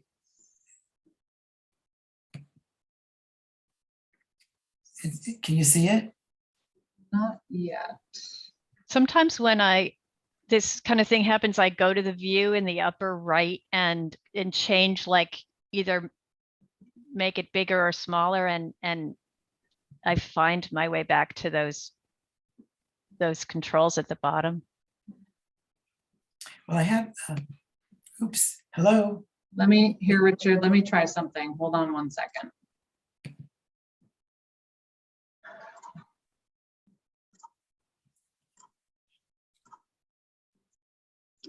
Did that do anything for you?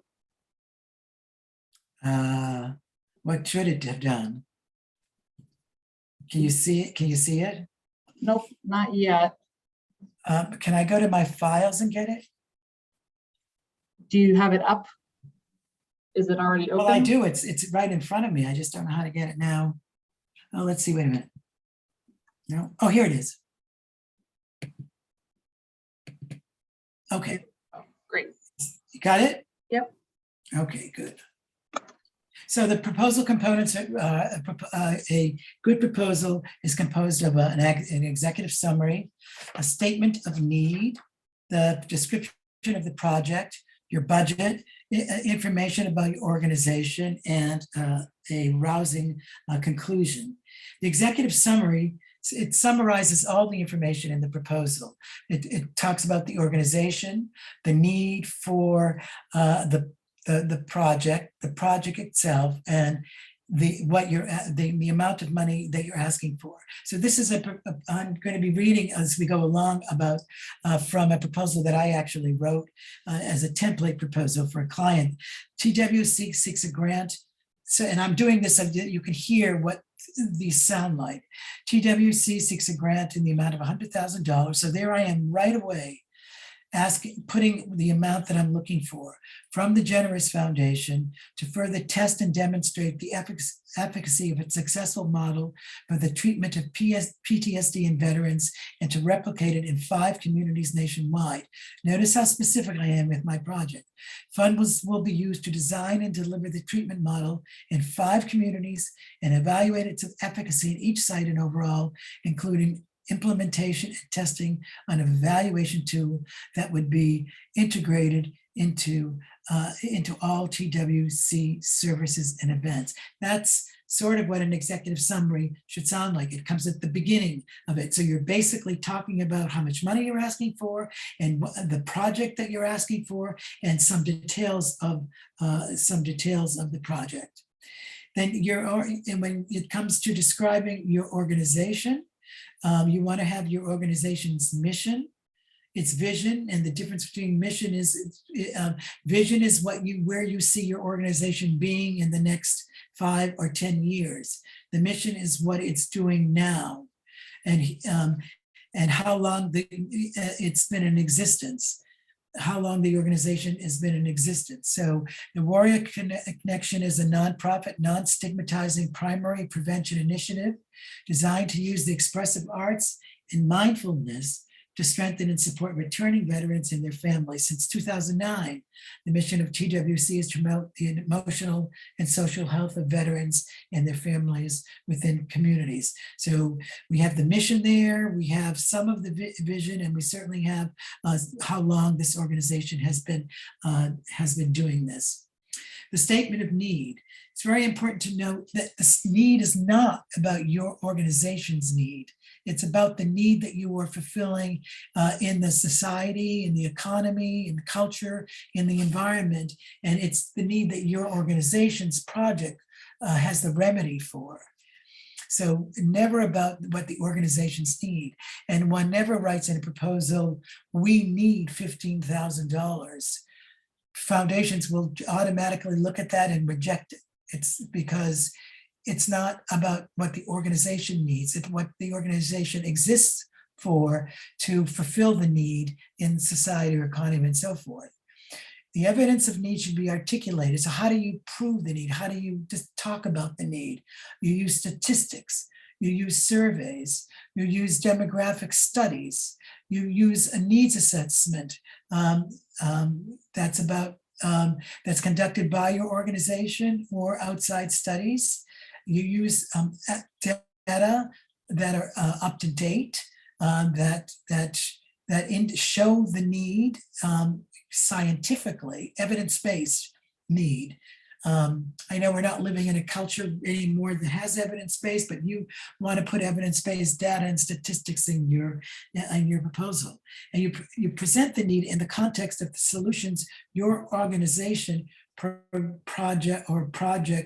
your organization's project offers. So you're knowing the need that you're solving, and your writing is in the context of how your organization is going to solve it. So what's going on in your head and what's going on in your writing is both that, the need and the solution. There's the need, and I know how my organization is going to solve that need. So I have that both. I use language that echoes, that is reciprocal from the need to the solution. Very important, because that makes it much more logical for the reader to understand. But I would say the emphasis here is it's not about your organization's need. And I would give out the advice, the warning: do not talk about your organization's need. That's not what a statement of need is. It's a need that you are in existence to remediate. And so here's an example. Approximately 150,000 of our nation's veterans are homeless. Approximately 300,000 veterans of the Iraq and Afghanistan wars, nearly 20% of the returning forces, are likely to suffer from either PTSD or major depression, and these numbers continue to climb. An additional 320,000 of returning veterans from Iraq and Afghanistan may have experienced traumatic brain injuries during deployment. Nowhere do I talk about my organization's need. I talk about the need of the veterans. What is the need that the Warrior Project exists to remediate? Very, very important. The project description.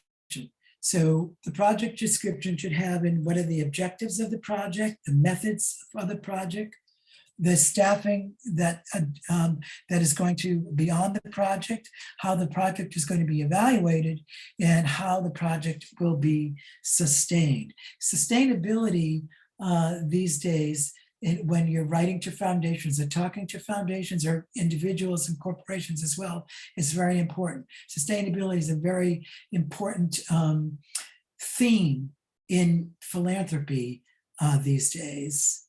People want to know how are you going to continue your organization. They don't want to give money to an organization or a project that is not going to keep going. And they want to know how you're going to do it, because that helps them with knowing how they're going to give and how long they're going to give and when they're going to give. So sustainability is a really important feature of a proposal, and particularly when we're writing in the 21st century. SMART goals and objectives. That's what you want to use when you're writing about goals and objectives. They're strategic. You can measure them. You can achieve them. Your project can achieve them. They can be replicated, and they're happening they have a beginning, a middle, and an end. And so SMART goals and objectives are extremely important in writing about your project. And foundations and individual donors expect that when you're talking about objectives, they will be SMART objectives and SMART goals. So here's a project description. The overarching goal of the pilot project is to design, implement, and further evaluate the success of TWC retreats in selected communities nationwide. So you see how this project is very narrow. And because this is seeking project support, not operational support from a foundation. To that end, and here are SMART goals. TWC will identify 5 new communities to deliver TWC retreats that's measurable. Identify visionaries in each community who will guide and facilitate the successful commencement and completion of the retreat. Train clinical and veteran mentor staff who will facilitate the retreats, provide staff training and retreat curriculum manuals to each site. So we've already talked about the staffing here, and where it's going to be and how many they are, and provide on-site oversight and expert advice at each site. They're SMART. I've given the goal. The overall goal is to design this project, and now this is how I'm going, and these are the objectives of that goal. Do we have time for breakout groups? What's do people want to have breakout groups? If we have time and the group wants to do that, I would like you to break out in groups and see if you can come up with a project that you're working on and write 3 SMART objectives for it. And for the same project, another group in your breakout group will identify 3 methods of evaluation. You know something? We do have time. We've got about an hour. We do have sort of a small group though, so maybe splitting it just into 2 groups. Okay, does the group want to do that? Why don't we just stick with writing 3 SMART objectives? Because I just realized that we haven't gone to the evaluation yet here. I must have slipped that in one time. So why don't we? How many breakout groups, Sarah? We can do 2. I think would be a good number. There's 11 of us, so that would Okay. put. I'm gonna bow out for this exercise and check in with my colleagues, but I'll be back in 10 minutes or so. Okay. So why don't we take about 10 minutes, I think, and I don't expect anything great, although I do expect a great, but I'm not sure we'll get it. But if we went into a couple of breakout groups and see if somebody can name a project that they're working on, and come up with and tell the group what the goal of the project is, and see if you can come up with 2 or 3 strategic, measurable, achievable, replicable, and time-sensitive objectives for that project, and come back in 10 minutes. So that would be, or let's say 15 minutes, because I don't have that much more to present. So 4:15, and Sarah's going to put you in the groups. Great. And Richard, do you want to go into one of the rooms? You can Sure. Also. Okay. Yeah. Okay. And you said how long? 15 minutes? Yeah, let's come back. So it's 13 minutes now. It's 4:02. Let's come back at 4:15. Okay. Here we go.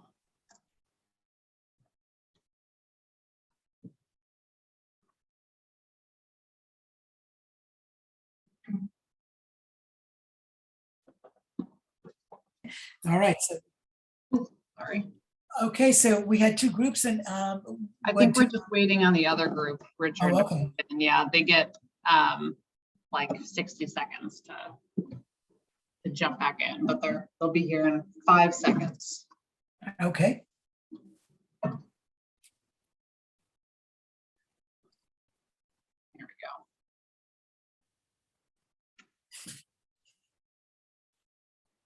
All right, that's everyone. All right. Which group would like to go first? Goals and some smart objectives for a project.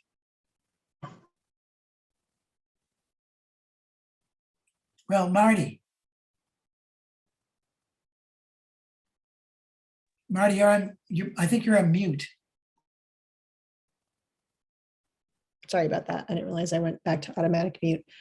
Greater Rockingham Area Services is seeking $1.8 million to fund a boiler renovation project that will replace an existing oil burning furnace with a biomass unit and propane backup to reduce operating costs, thereby allowing Greater Rockingham Area Services to remain sustainable and continue to meet the health needs of the Greater Rockingham community. So that's the goal. Beautiful. Objectives, SMART goals would be to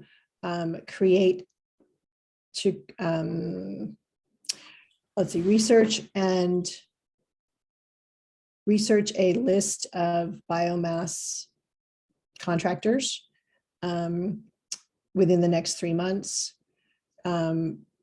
Put the project out to bid within within 6 months. Apply for funding within that 6-month period, and set up a timeline for actual construction from start to finish, with plans, engineering, permits, right through to the final renovation of the boiler room and the installation of the biomass unit and propane boiler. Fantastic. I think that those are smart objectives. And I was in that breakout room, and Marty is actually working on this project. And what she's taken away, I mean, she's probably taken away an enormous amount of information from the presentation. But one of the most important ones for her was that she had expressed the need for this project in a very different way than she just expressed it. She was expressing the need from the point of the organization rather than what the organization is doing in the community. And that was a revelation to her, I dare say. And now she's changed the way she thinks of the need and the way that she's going to write the need, which comes right down to the good this will do for a diverse low-income community, actually. Which she'll also get in there some way. So I think that's a very good job. Who's the spokesperson for the other group? Or is there another group? Is this all we have left? No, there is another group. Who from that group wants to talk? They're hiding. I'm gonna call on someone. Are we the other group? Yes. Yes. Oh, okay. I can talk. I'm actually working with a for-profit organization, which I think is a little unusual for this group, but we just applied for a grant. And I hope that we proposed SMART goals to them. But it's a project in Keene, and it's very similar, actually, Marty, to what you're doing. Where it's an 80,000 square foot building that was built in 1947, an old brick, inefficient building that our goal is to get it 100% off of fossil fuel. And the immediate SMART goal is to get it 90% off of fossil fuel and increase the use of the building by 50% by the end of 2022. So our goals in doing that are also to create or to have a biomass system that replaces the existing oil boilers from the 60s. And so that's one goal. The other goal is to remove those old oil boilers by the end of the year and dispose of them responsibly. The other goal is to install a photovoltaic array to take the rest of the load and of the building and focus on the electrical side of it. And the other goal is to be in alignment with Keene's renewable energy plan and their goals. So we really want to engage like-minded organizations in the community and key decision makers in the community this year. So does anybody have any comments about those, the smartness of those objectives? Yes, Marty. My only question is, have you reached out to Froiling Energy? Have you talked to them? Yeah, we're working with them. Okay, and then have you talked to Messerschmitt? No, who are they? They're another biomass company. Oh, okay. No, Just wanted to throw that in there for just to help out. That's all. thank you. It's been a really exciting Any other project. comments? Well, one of the takeaways I heard is that Hillary pointed out that there might be a renewable energy plan for the area of Keene. So perhaps Marty could find out the same thing in her community. Oh, yeah. Mhm. Anyone else? Well, I would say that you need some time factors in there to make them smart. And I would say that even though it's not a nonprofit, what is the community good that this is going to do, that this building is going to do? It's, is it going to make the air better in Keene? How does it serve the community? What are the social benefits of it? Sure, yeah. And I think that that's extremely important. So I think you need time. I think you need more, to discuss the objectives and talk about the phasing of the project. You'll within 6 months you'll do this. Within 3 months. Yeah, we did in the proposal. It's all in there. Okay. And did you have the social benefit in there? Yeah, we did. Okay. Yeah. I mean, a big part of it is really taking a very underutilized building in a distressed area of the city and hopefully creating a community hub for the community at large, because it's so close to the downtown area, and really just injecting new life into that area and doing it in a sustainable way. Right. So that's all in the proposal. It's already. all in it. Yeah. Well, that's good, because that's really important. I would go back and check though and make, you already sent the proposal, right? Yeah, we did. Okay. Anything else about SMART goals and objectives? But I think you all get the point that as Marty learned, that that you need to be talking about the social benefits and not the benefits to the organization, whether it's profit making or nonprofit. It's very important, and that SMART objectives need to be very much in a time period, and they need to be replicable, and you have to present them as achievable. All right, moving on. Describe, so when you're talking about the methods of accomplishing your goals and objectives, describe how, when, and why the objectives will be achieved, and articulate the objectives as they can be done. And my example is TWC has tested and refined the treatment model and curricula so that it is ready to be utilized in communities nationwide. To facilitate replication, TWC has developed 7 steps that individuals, communities, and agencies can use to adapt the TWC model to treat veterans and their families. So you see, it's very specific. It's very time sensitive. This is, I'm saying, this is how we're going to do this. It's not because with foundations, they're particularly interested in this kind of specificity, not being abstract, being achievable. This is showing you that this is using words that suggest achievability. The staffing, you want to make sure that you include the number of staff when you're talking about the staff. What are their qualifications? Some foundation applications ask you specifically for the qualifications and what they do in the organization. And so here in this proposal, facilitators play a vital role in the retreat regimen. A team comprised of a trained veteran and a clinician facilitates each retreat. All facilitators participate in the same training and certification programs to provide the highest level of competency and excellence to implement retreats of small groups of veterans.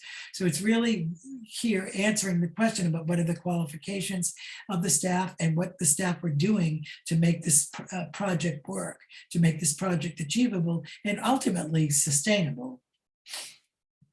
Evaluation. You need to build an evaluation plan into the project. How do you know that the project, how do you know that project's going to be successful, and how do you measure that success? And you need to tie the plan to the project. You need to tie the evaluation plan, obviously, to what the objectives are. So if you have a list of objectives, you need a list of measures of evaluation which speak to each one of those objectives or to groups of those objectives. You don't want to give an evaluation plan that's not related to what you said earlier in the proposal. And you want to report on these outcomes that are measurable. In other words, going back to my Brattleboro project with the youth from New York, I would say that we will measure the number of youth who finish the program, both in Brattleboro and in New York. We will measure the number of projects they completed, both in New York and Brattleboro. Those are the quantitative measures. And you see down here, it says use quantitative and qualitative data. So I would use numbers, right? And the qualitative data would be, for instance, how we will measure we will survey the students. And for instance, with questions like, what did they learn about small town life in Vermont? What did they learn about life in the big city and how it differs from growing up and living in a small town in Vermont? Those, right? What did you learn? Did you learn X, Y, and Z from participating in this program? That would be the qualitative. Do you think that do you feel better about yourself by interacting with a diverse group, with more diverse young people? Those would be the qualitative aspects of the evaluation.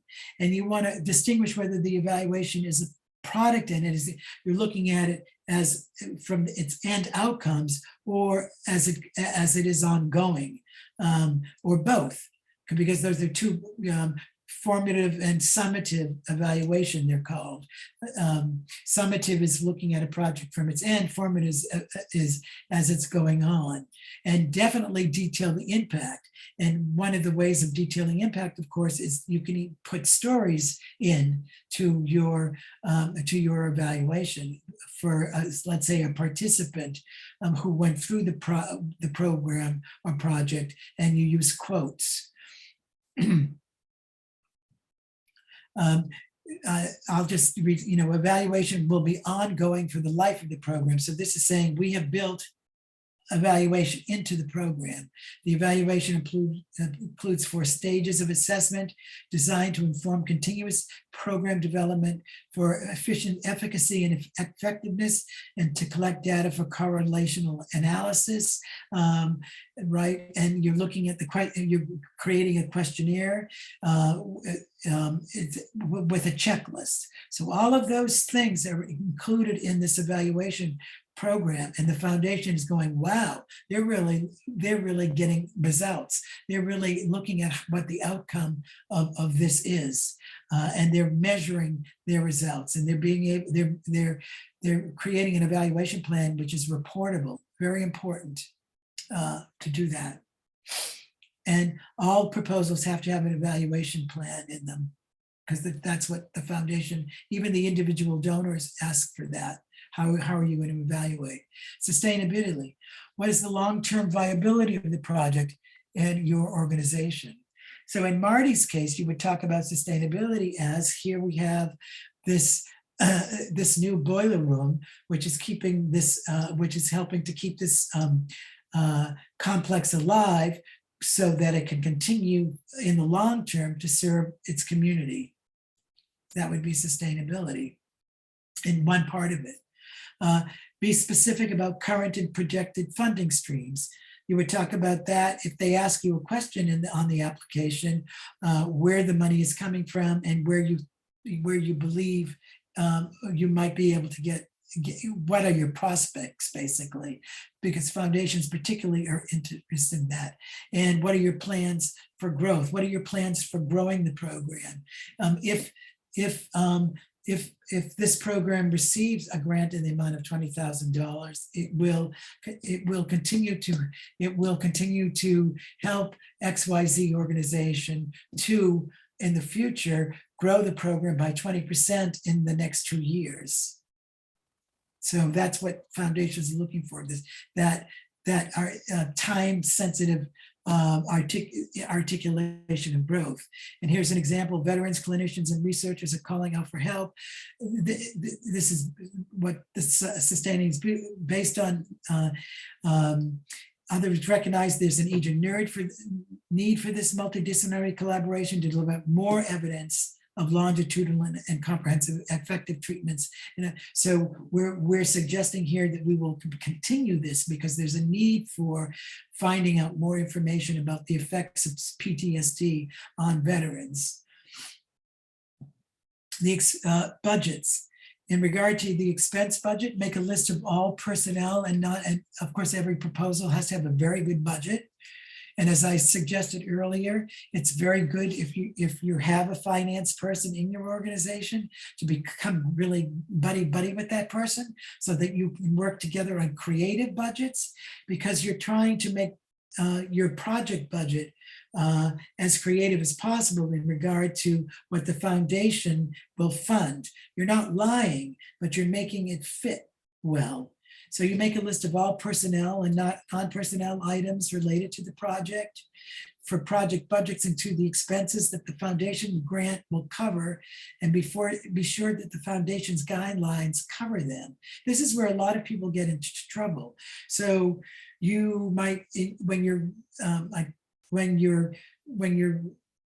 creating your budget and you're saying, well, we need $50,000 for X part of this program, $25,000 we're asking from you, this foundation. Do you follow what I mean? So you've got, let's say you have a $100,000 project.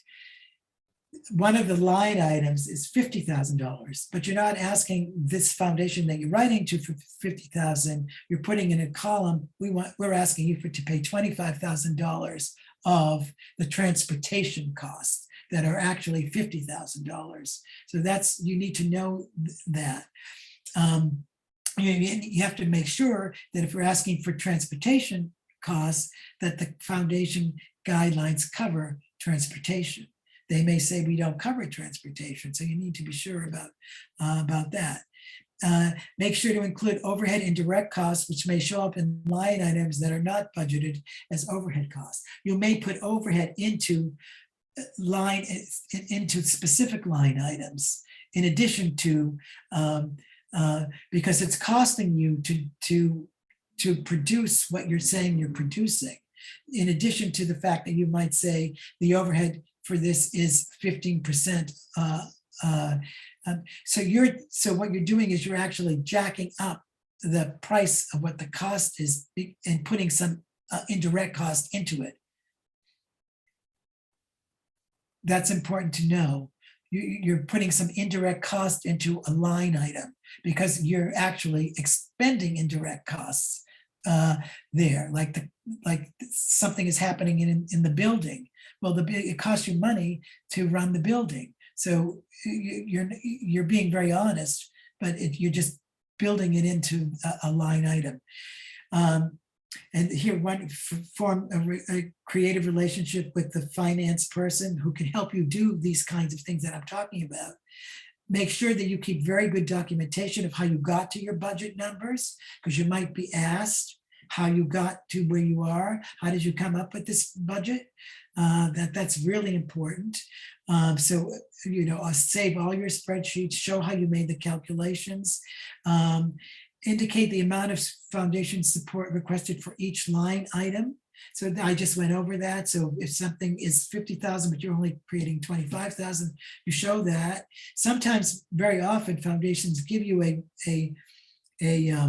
template that already has the lines and columns in it, which shows you how much they're, for instance, contributing to each line item. And include a budget narrative for line items that need additional explanation. Sometimes it's very good to come up with a line. Sometimes a foundation will ask you, or an individual, how to, what's really going on in that line item? Can you explain that more to me? If you can make the explanation, sometimes it's good to put an asterisk by that line item and put a note in the budget. The revenue budget, a budget projected, and sometimes these budgets are together, right? Expense and revenue. A project revenue budget is not usually required because the expense budget represents the amount of the grant request. So you're showing that what the revenue is you need in your expense budget, particularly for the project. You're saying the project is costing this much. You've raised this much, and you're asking the foundation to put their share in. That can all be in one budget. If the project, and this is just going on with this, if the project has received support, itemize the grant support and other income. So you actually show that support in the budget. And then you deduct from the total expense line on the expense budget, then deduct that. So you deduct what you've already got from what you need, and that gives you what the amount is that you're asking for. It's quite simple, and I'll show you a picture of it. Here's a picture of a budget. You break it down by personnel, non-personnel. This would ordinarily be on one page, this second page, and then you have total non-personnel, then you have total direct expenses, and you have indirect expenses at 18%, which is usually around what a foundation will allow. Indirect expenses means what it costs to run your building, what it costs to run these programs that are not directly tied to the project, but you need to run an organization, and you need to have a building, for instance, to be able to deliver this project or these programs. That's what indirect expense means. And 18% is around, or I think it still is between 15 and 18% is what is allowable indirect expense. It's called allowable indirect expense. And then here you show, so remember this would be on one page, what the committed funds are, the names of the funds, how much they're giving, and then what your pending proposals are, and then where you plan to go for seeking additional foundation support. And a foundation application usually asks this, actually.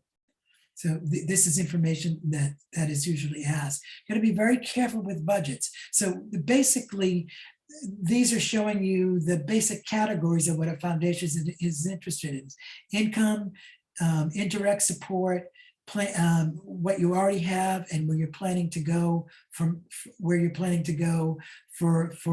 more, in addition to you're asked to them. That's what they're usually looking for in budgets. The conclusion of the proposal. The conclusion summarizes the request and the project. It summarizes the impact and the outcomes of the project, and it should be kind of eloquent language. I always used to get quite poetic, but also use, summarizing what I'm saying here. But you try to get a little more eloquent in the conclusion, and you're making and you always ask. In conclusion, the Warrior Project seeks X amount. I think I have it here, for instance. The Warrior, I guess I didn't put the amount of money. Yes, I did. The Warrior Connection and its Warrior's Journey retreats demonstrate that art-based therapy led by veteran mentors and clinicians can offer long-term relief and can support long-term growth through the process of meaning reconstruction for trauma and loss. Retreats conducted in Vermont in 2010 and 2011 testify that the Warrior's Journey integration process is a valuable, welcome tool in the currently impoverished arsenal of PTSD and moral injury treatments for veterans. It is essential that the work of the Warrior Connection continue so that its treatment model can be further tested and shared. And then you always put this part in: a grant in the amount of $100,000 from the Generous Foundation will assist TWC to demonstrate and evaluate the efficacy of this vital treatment modality and significantly benefit and heal veterans, their families, and communities nationwide. Oh my God, that gets you right in the heart. So it's a passionate appeal there that you want to have. You want to show emotion in the concluding remarks, and also the number. You want to remind them of the number that you're asking for. Just a few writing hints: use impact vocabulary, vocabulary that resonates with impact. Sentences in your proposal should be connected. I call them with hooks. You use connecting words like however, nevertheless, moreover. Writing is all hooked together. It makes writing logical. Don't use sentences that are not logically connected to each other. They're hooked together. And then the body, the introduction, the body, and the conclusion are also hooked together. You have to transition with transitional words in addition to, furthermore, that those are words that take you from the reader from one sentence or one paragraph or one part of the proposal to the next. Give your voice authority. You see that I thought that was pretty authoritative, what I just read to you. In other words, don't come to the foundation humbly. You've got a great program, you're proud of it, and you can write about it. You know how to write about it. So you give your voice authority and use concise sentences. I tend to be a little long-winded. Probably you noticed that in this presentation, but sentences should be, and you should avoid jargon. Don't use the acronyms that you come up with in your organizations. Don't use the office speak that you use in your organization. The foundation doesn't know about it. Next, very important steps after you send a proposal: get a meeting, use your stakeholders to make contact with the prospect, follow up with a phone call. The proposal needs help. You've got to help the proposal. Don't think that the proposal's going to do it without you. Do everything you can to make that proposal. What I call it is diminish your anonymity. Make the prospective funder know who you are, right? Put a face to the proposal. Do whatever you can to do that. You can't shoot proposals in the dark because they'll get shot down. And I wish you good luck and thank you. Thanks, Richard. Applause. I can hear. Can we take a few questions? Yeah. Or? Why don't you stop sharing the screen so that we can see people's faces? Now I can't even find that anymore. I'll do it. I'd like to see people's faces. Yeah. I don't know why it's gone, but what if here it's up here, up down, isn't it? No, new share, pause share. Well, I can pause share, right? That's fine, yeah. Feel free to unmute yourself. Pause share. There we go. Hi, everybody. Any questions? I hope that that you learned something from this. I know it's a lot to take in, but there are only 6 of you left. Linda. Well, first of all, I would like to express my utmost gratitude. I have been aspiring to learn grant writing for about 8 years now, and many of the programs are thousands of dollars and far away and very overwhelming and daunting. And I am grateful that I heard this on WOOL radio, and looking forward to, is it 102 or 201? The second part of this. And I really appreciate the community of Brattleboro for putting this together, and also to Mr. Wizansky. My question is a little strange, but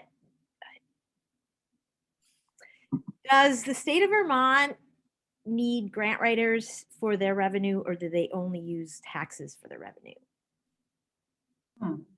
That's a great. Do they use grants for revenue? I think the state of Vermont gets grants, from the federal government. Okay, Block grants, for instance. Oh, okay. Yes, I have helped allocate POP funding, and part of my practice in the past few years has been reading grants, because everybody guides me towards, well, if you can be on a committee and you help discern where the money is going, that's one of the steps in becoming a grant writer. But yesterday I was on a committee for the state of Vermont to help. It's a public meeting, so I guess I could say what it's about, but we're trying to have 7 more respite centers in Vermont. And currently there's only 1 for people with PTSD and trauma and mental health issues. And the other question I have is, if you know bits and pieces of this puzzle of having these skills, and you have strengths, and of course there's weaknesses. I would say my weaknesses are using the computer. Is how do you get practice, and how can you put yourself out there to practice writing grants for different organizations when you don't have a lot of experience, but you'd like to try? I would try, putting yourself forward as a volunteer for organizations and say, do you have any proposals that need to be writing? I'm a novice at it, but I can, go in there, get the information that you need, the organizational information, and start working on proposals. That's what I would do. Because I think that one of my strengths is researching and networking and finding resources. Mm-hmm. However, I've only written maybe 3 grants in my whole. So another thing you could do is, if you do research, is to work with Jeanne, go to the library, get to the foundation directory, and provide research for an organization that is doing a proposal, like do a prospecting. Okay. Yeah, that would be very helpful. Create a prospect list for an organization that wants to that's looking for grant funding now or in the future. Right. And having said that, I'm curious as to if this group that came to your class today, if we would like to keep in touch with each other or lean on each other for support in some way. Yeah, I can, when I send out the email with the recording and the presentation, I can ask if people are willing to share their contact information. And if they are, then I can go ahead and do that. Because I think that even brainstorming and what we did in the breakout room is really helpful, because people have a lot of ideas, and bringing those ideas to the table is really helpful. And again, I am really appreciative of this program, and I know that everything costs money, but thank you for your time. So. Linda, I just want to chime in. It would be so much fun to work with you if you decide to become the prospector for some, to try that out and, check out Foundation Directory. And also for general computing skills, our Matt Wojcik here on staff, he does appointments and he can work with you on specific challenges that you want to, where you want to get more confidence, more tech knowledge, and he's terrific. I'll put both our contacts in the chat if that sounds I good. think my other question is I live in Bennington County, and so if there are any fees involved in joining the Brattleboro Library, I would definitely pay for them. It's usually a fee. Yeah. I pay for Rutland. Right. I actually pay for Brattleboro or Bennington also because I live in Manchester. So the actual sort of good news, bad news thing is like the services I've described are all free to anybody. But the bad news is you do have to come over the mountain to actually be on site to access the foundation directory or to like make an appointment with Matt. Well, my daughter lives in Putney and I'm interested in moving over that way. So Okay. I'm there a couple times a month. Excellent. All right. Any other questions before we conclude? I Marty? have just Marty. a quick one on a lot of, well, the only grant I have familiarity with was there was like word limits on each like section of the questions they asked. Do you advise to use the total amount of words they've given you or to keep it concise?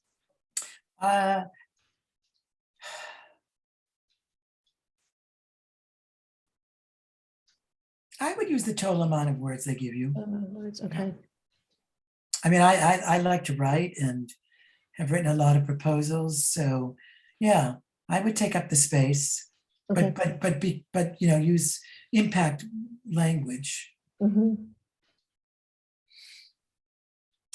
Anything else? Well, thank you all very much. It's been a pleasure being with you and hearing your questions. And I hope that you go on to great success in proposal writing. Sarah, thank you for putting this together. Yes, Yeah. thank you, Richard. Thanks, Sarah. And I put a link to, we have a panel discussion next week called Get More Money panel. Do you know who's and coming, both, Sarah? what's that? Do you know who's coming? Are you going to list who's coming? Yeah, if you go to that link, I've listed who's attending. Okay, Jeanne and great. Richard will also be there to touch on, sort of the getting money portion. So there will be some repeat, but we have about 4 other panelists. Okay. Awesome. So definitely sign up for that if you can. Great. Thank you everyone so much. And Richard, if you could just stay on for 1 second after Sure. I stop recording, then we'll be Bye. Thanks, everyone.